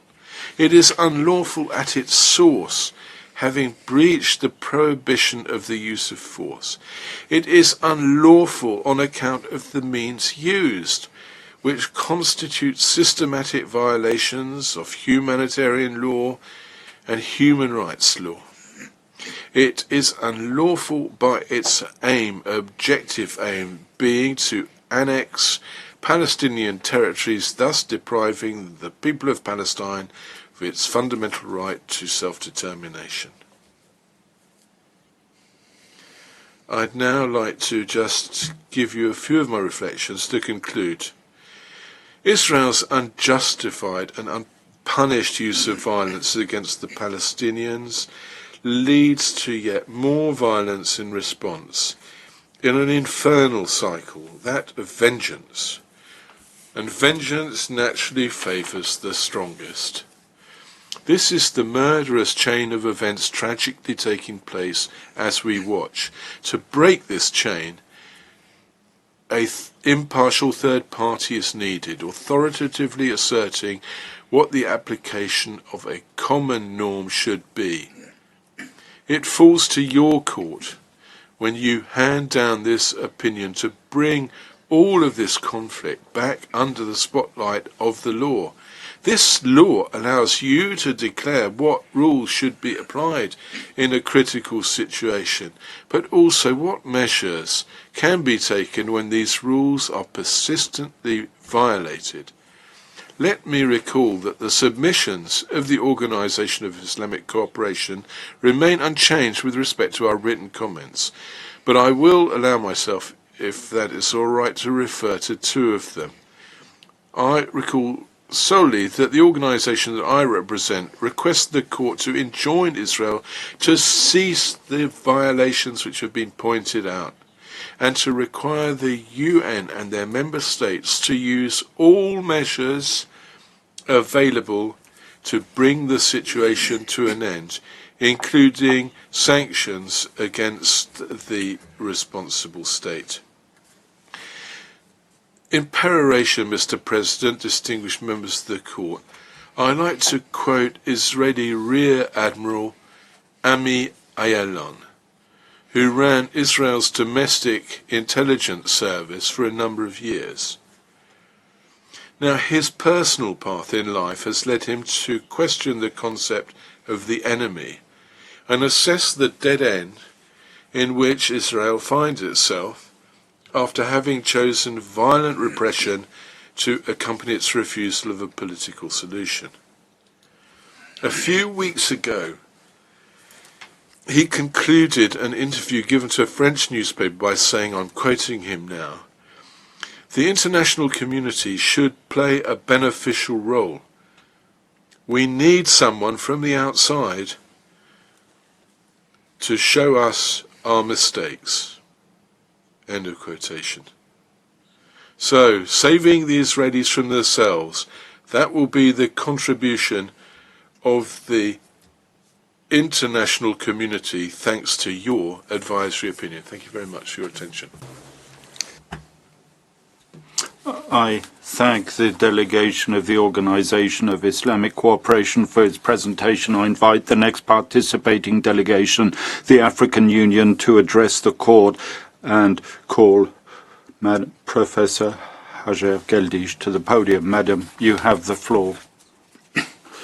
Mr. President, distinguished members of the court, it's an honor for me to represent the African Union, an organization numbering 55 member states. On this last day of pleadings within the framework of the present advisory proceedings, it's important to recall the historical context and the tragic circumstances that prompted the UN General Assembly to request once again and regrettably for the international community an advisory opinion from the court on the situation of the occupied Palestinian territories. Now, the history of Palestine is a history of dispossession, displacement, and of dehumanization. It's the history of an injustice.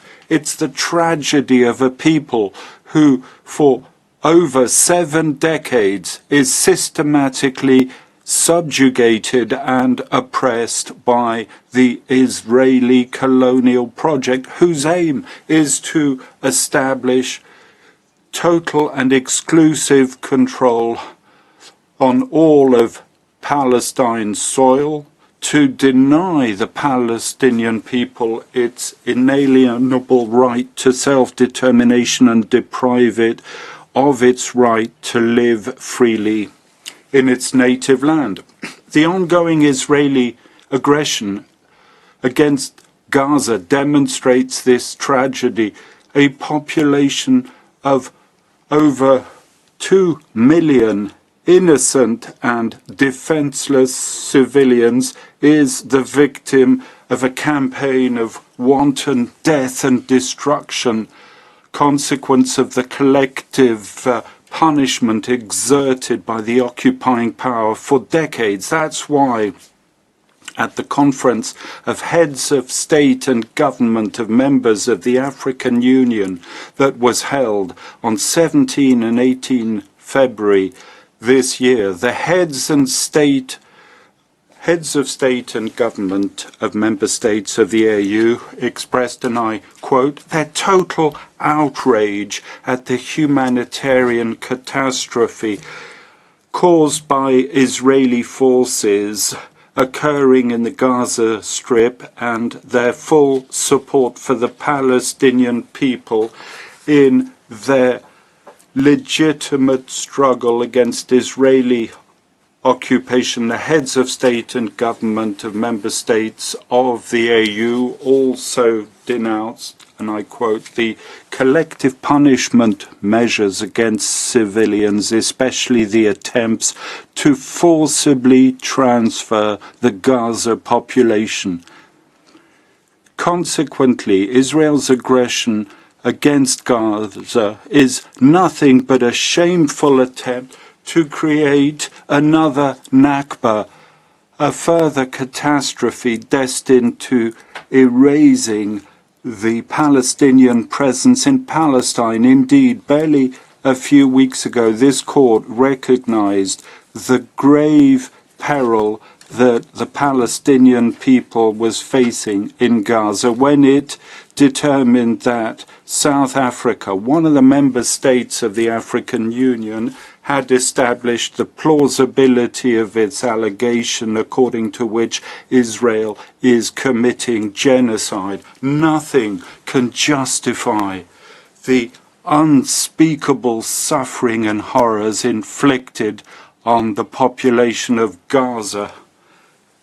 That is the essence of the Palestinian tragedy. For over a century, the Palestinian people is enduring a succession of Nakbas, from the Balfour Declaration to the wars of 1948, 56, 67, and 82, with the establishment and expansion of Israeli settlements and the construction of the separation wall. At every moment of history, the Palestinians have been the victims of subjugation, displacement, and dispossession. The escalating violence and the ruthless war machine ceaselessly devastating the Palestinian population. Schools, places of worship, homes, hospitals are reduced to nothing, leaving behind them only the smoke of bombs that continue to rain down on Gaza.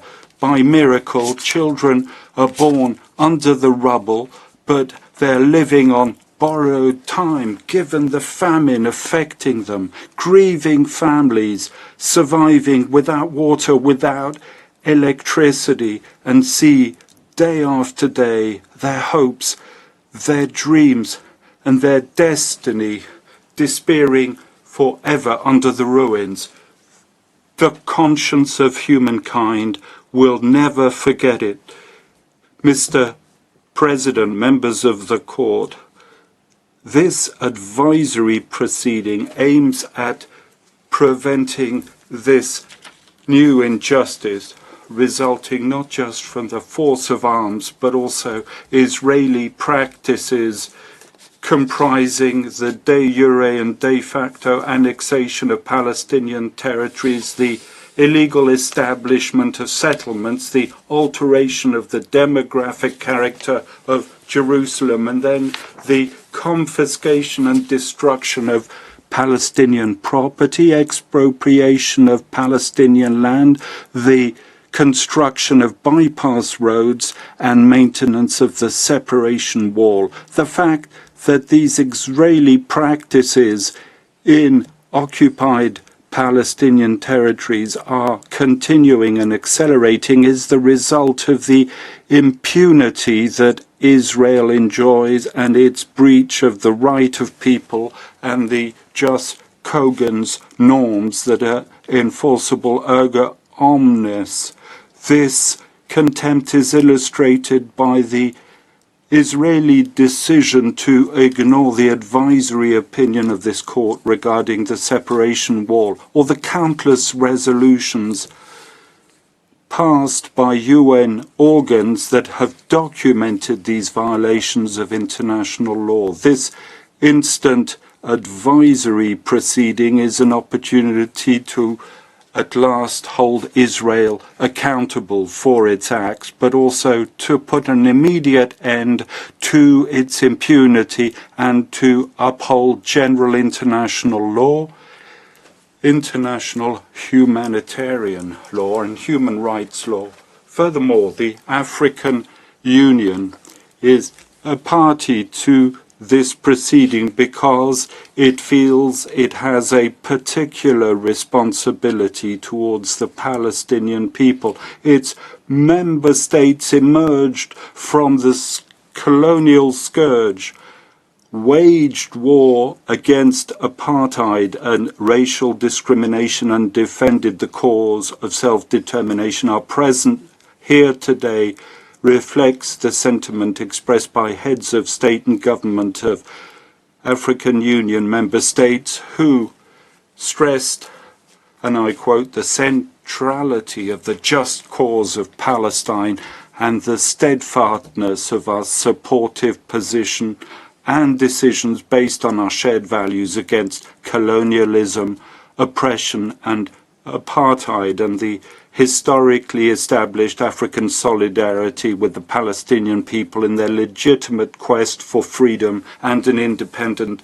state. Mr. President, members of the court, on the occasion of the advisory opinion of the court on the Chagos archipelago, the African Union saw the authority and impact of the court's decisions. This opinion indeed contributed to almost ending one of the last living forms of colonialism in Africa. As with this case, the question before you doesn't hinge on a dispute opposing two equal parties, but an asymmetrical situation in which an oppressed people is confronted with an occupying power. Therefore, the court will be able to confirm, in the same way as in the Chagos case, the Palestinian people's right to self self-determination and freedom and ensure the state of Palestine is in a position to exercise its full sovereignty and its independence on its territories of the West Bank, Gaza, and on its capital, East Jerusalem. Before humbly asking the court to give the floor to my colleague, Professor Mohamed Helal, I'd like to address the question of jurisdiction. Our observations will be brief. The vast majority of participants agreed that this instant proceeding, that nothing prevents the court from exercising its advisory function. It's a position that the African Union shares fully and totally. Indeed, the court has already confirmed its jurisdiction in a request for an advisory opinion on the same factual situation in the Wall opinion, and it has no reason to divert from that assessment. Furthermore, the jurisprudence of the court has affirmed on numerous occasions that the political nature of a dispute has no incidence on the duty of the court to answer the questions of a legal order put to it by the General Assembly. Moreover, the court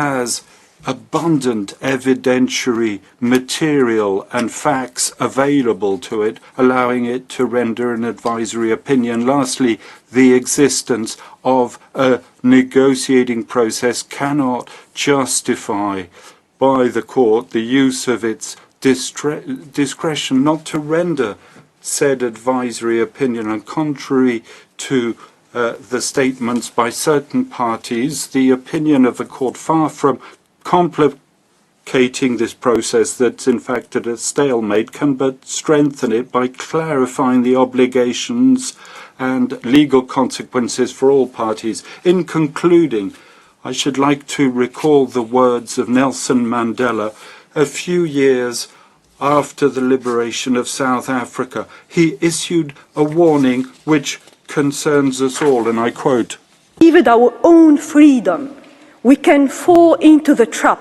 of washing our hands of difficulties that others face, yet we would be less than humans if we did so." And it is in this spirit that he spoke the words that continue to resonate in the streets of the whole world today. It's incomplete without the freedom of the Palestinians. Mr. President, I now ask you to kindly give the floor to my colleague, Professor Mohamed Helal. Thank you for your kind attention. Je remercie Madame Gueldich. I now give to Mr. Mohamed Helal. You have the floor, sir.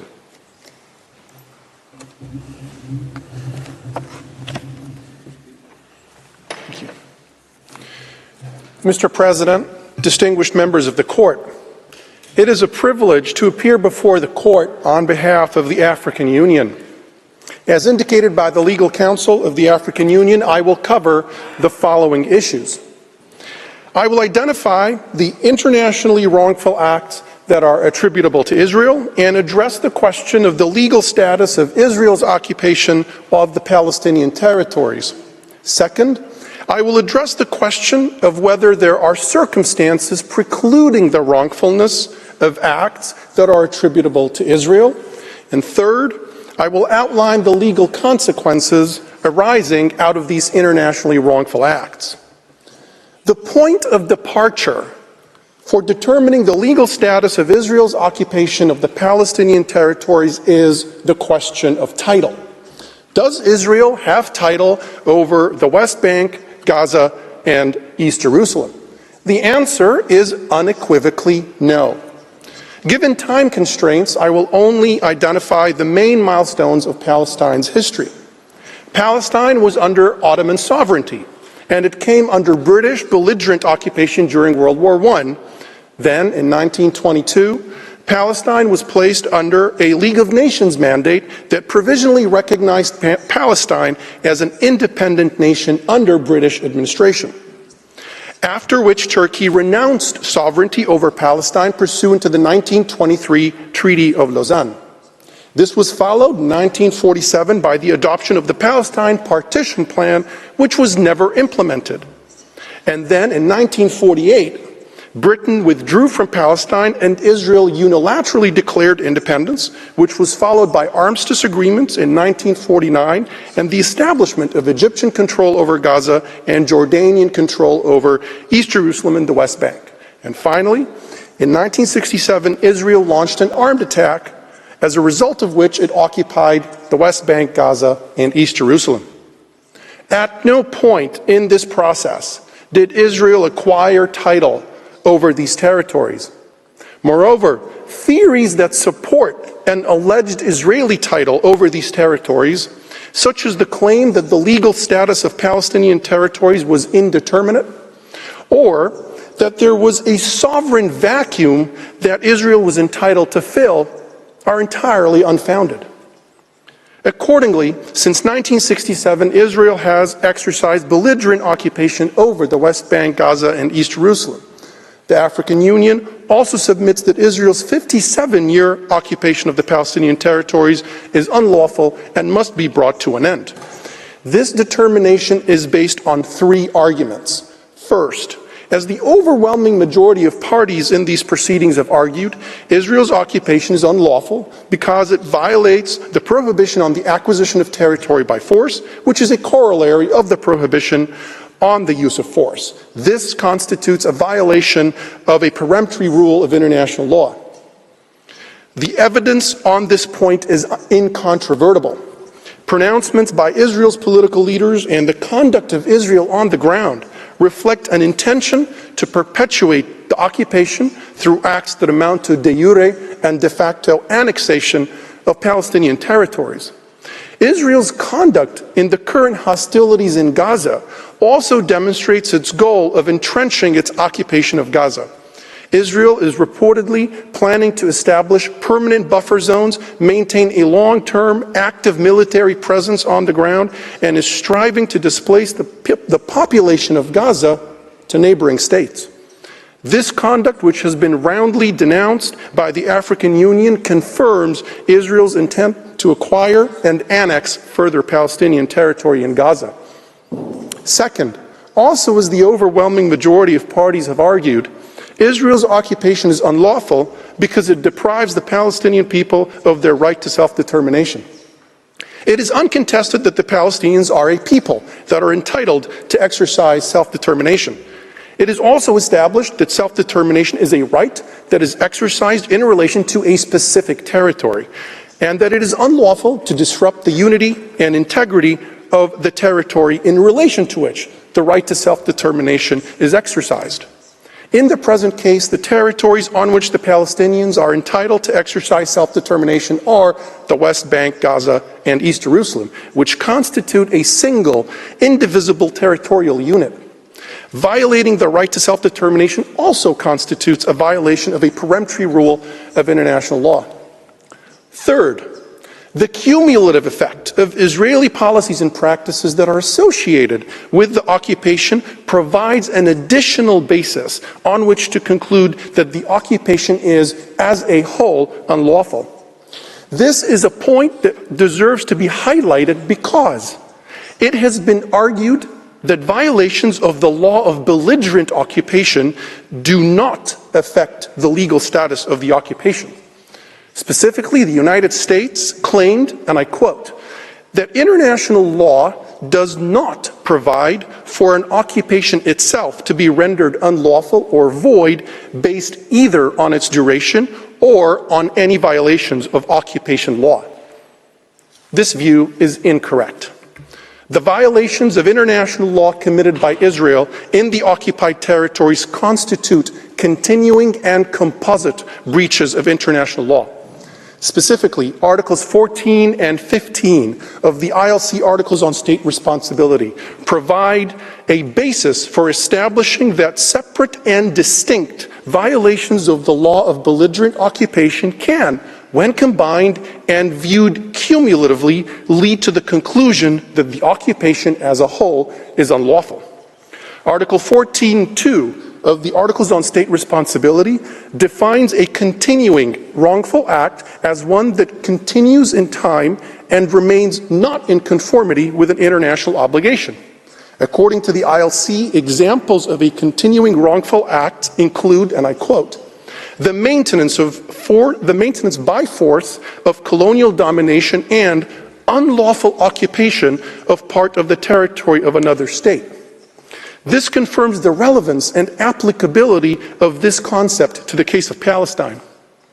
Other examples of Israeli practices amounting to continuing breaches include settlements in the West Bank and East Jerusalem, the separation wall, the network of bypass roads, legislative acts purporting to annex portions of the Palestinian territories, and the exploitation of water resources in the West Bank. In addition, internationally wrongful acts that are attributable to Israel should be viewed as composite breaches of international law. As defined by Article 15 of the Articles on State Responsibility, composite acts are made up of a series of actions or omissions defined in aggregate as wrongful. This does not exclude the possibility that every single act in the series could be wrongful in accordance with another obligation. As the ILC explained, the concept of composite breaches is intended to address situations where the responsible entity, including the state, adopted a systematic policy or practice, and that is precisely why the concept of composite breaches is valuable in the present case. It captures the fact that Israel's conduct is not composed of random or isolated wrongful acts. Israel is pursuing a systematic policy that is designed to perpetuate its control of the Palestinian territories. For example, the establishment and expansion of Israeli settlements and the transfer of over 700,000 Israeli settlers to the occupied territories is wrongful under Article 49 of the Fourth Geneva Convention. Similarly, the construction of a bypass road is wrongful under Articles 46 and 52 of the 1907 Hague Regulations and Articles 49, 52, and 53 of the Fourth Geneva Convention. However, in addition to violating these specific rules of international law, the settlements, the bypass roads, and the separation wall and other practices are elements of an Israeli policy through which it is seeking to gain permanent control of the occupied territories, making it impossible to restore the status quo ante bellum. These Israeli practices, when viewed in their totality, make the occupation unlawful because they constitute composite wrongful acts that violate the prohibition on the use of force, the prohibition on the acquisition of territory by force, the prohibition on systematic racial discrimination, and the Palestinian people's inalienable right to self-determination. Mr. President, distinguished members of the Court, I will now address the question of whether there are circumstances that preclude the wrongfulness of Israel's conduct. Specifically, I will argue that Israel cannot validly invoke the right to self-determination, the right to self-defense to justify its occupation of the Palestinian territories. In this regard, the historical record is unequivocal.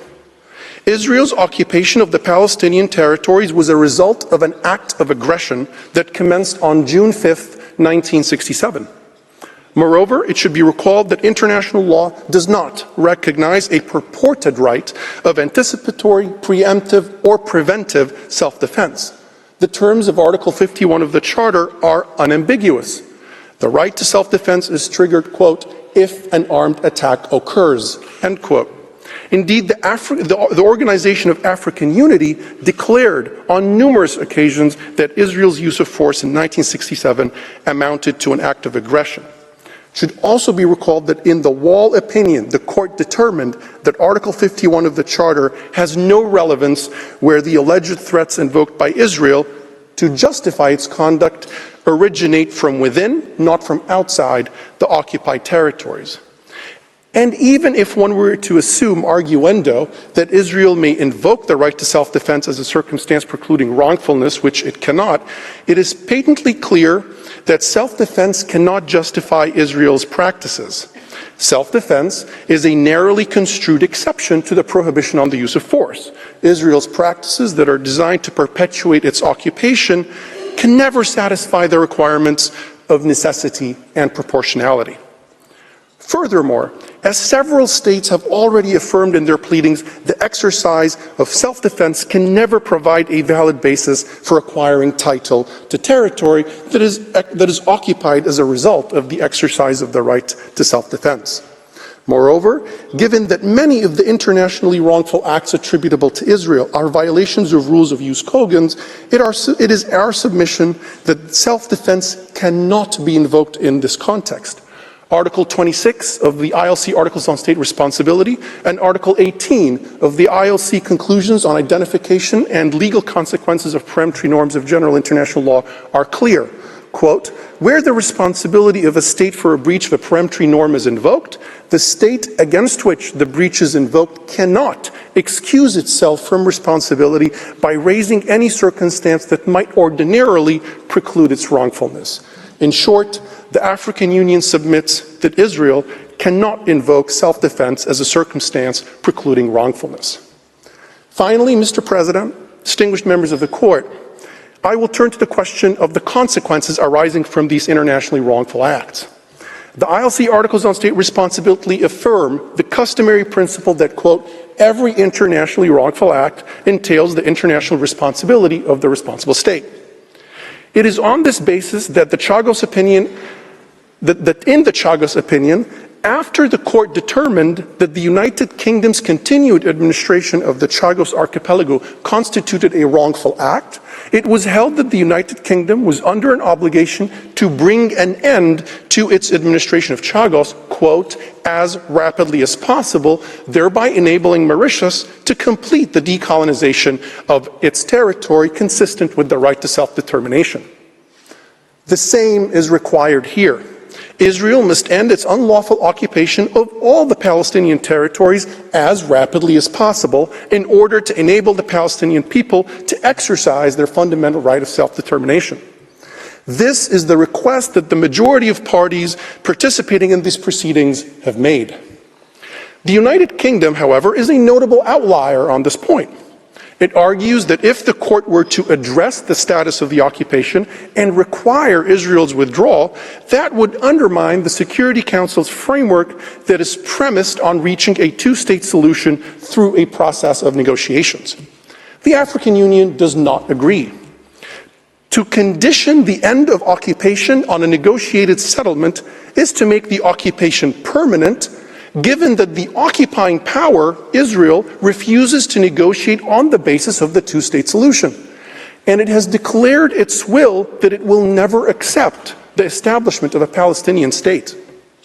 Those states that purport to support the two-state solution ought to endorse calls for this court to unequivocally determine that Israel's occupation of the Palestinian territories is unlawful. This is especially necessary given the peremptory nature of the right to self-determination and the prohibition on the acquisition of territory by force. The modalities necessary to end the occupation as rapidly as possible could be decided under the supervision of the relevant organs of the United Nations. Israel's unlawful occupation of the Palestinian territories also gives rise to consequences for other states, including the customary legal obligations reflected in Article 41 of the Articles on State Responsibility, which are, 1, not to recognize any benefit accruing to Israel from the unlawful occupation, 2, not to lend aid or assistance to Israel that might further the occupation, and 3, to cooperate to end the unlawful occupation and to protect the right of self-determination of the Palestinian people. It is perplexing that the United States has challenged the customary status of Article 41. This long-established principle has been recognized by the court itself in the Wall Advisory Opinion and by the UN Security Council. It was even applied by the United States in 1932 in the context of the Japanese aggression against China in what was known as the Stimson Doctrine. Pursuant to this doctrine, the United States government declared that, quote, it cannot admit the legality of any situation de facto, nor does it intend to recognize any treaty or agreement that impairs the sovereignty, independence, or territorial integrity of China. The court should uphold this principle. In its written statement, the African Union offered various specific ways in which states may practically and meaningfully comply with these obligations of non-recognition, non-assistance, and cooperation. The African Union simply wishes to emphasize that occupation and self-determination cannot exist at the same place and the same time. If occupation is illegal, it must be ended to permit the recognition of self-determination. In closing, Mr. President, members of the Court, the African Union reiterates its call to end Israel's occupation of the Palestinian territories. The injustice being wrought against the people of Gaza as we convene here in the Great Hall of Justice makes it imperative to end Israel's impunity and hold it accountable to the rule of law. The court of history may very well judge the credibility of international law on the basis of the outcome of these proceedings. The international community has let down the Palestinian people, but the African Union has faith that in this court, justice will prevail. The betrayal of the sacred trust that is the self-determination of the Palestinian people is an enduring injustice that pleads to be remedied. It is the only path towards ensuring a future of security, stability, peace and prosperity for the peoples of a troubled region. Thank you for your attention. I thank the delegation of the African Union for its presentation. The court will meet again this afternoon at 3 p.m. to hear Spain, Fiji, and the Maldives. The sitting is adjourned.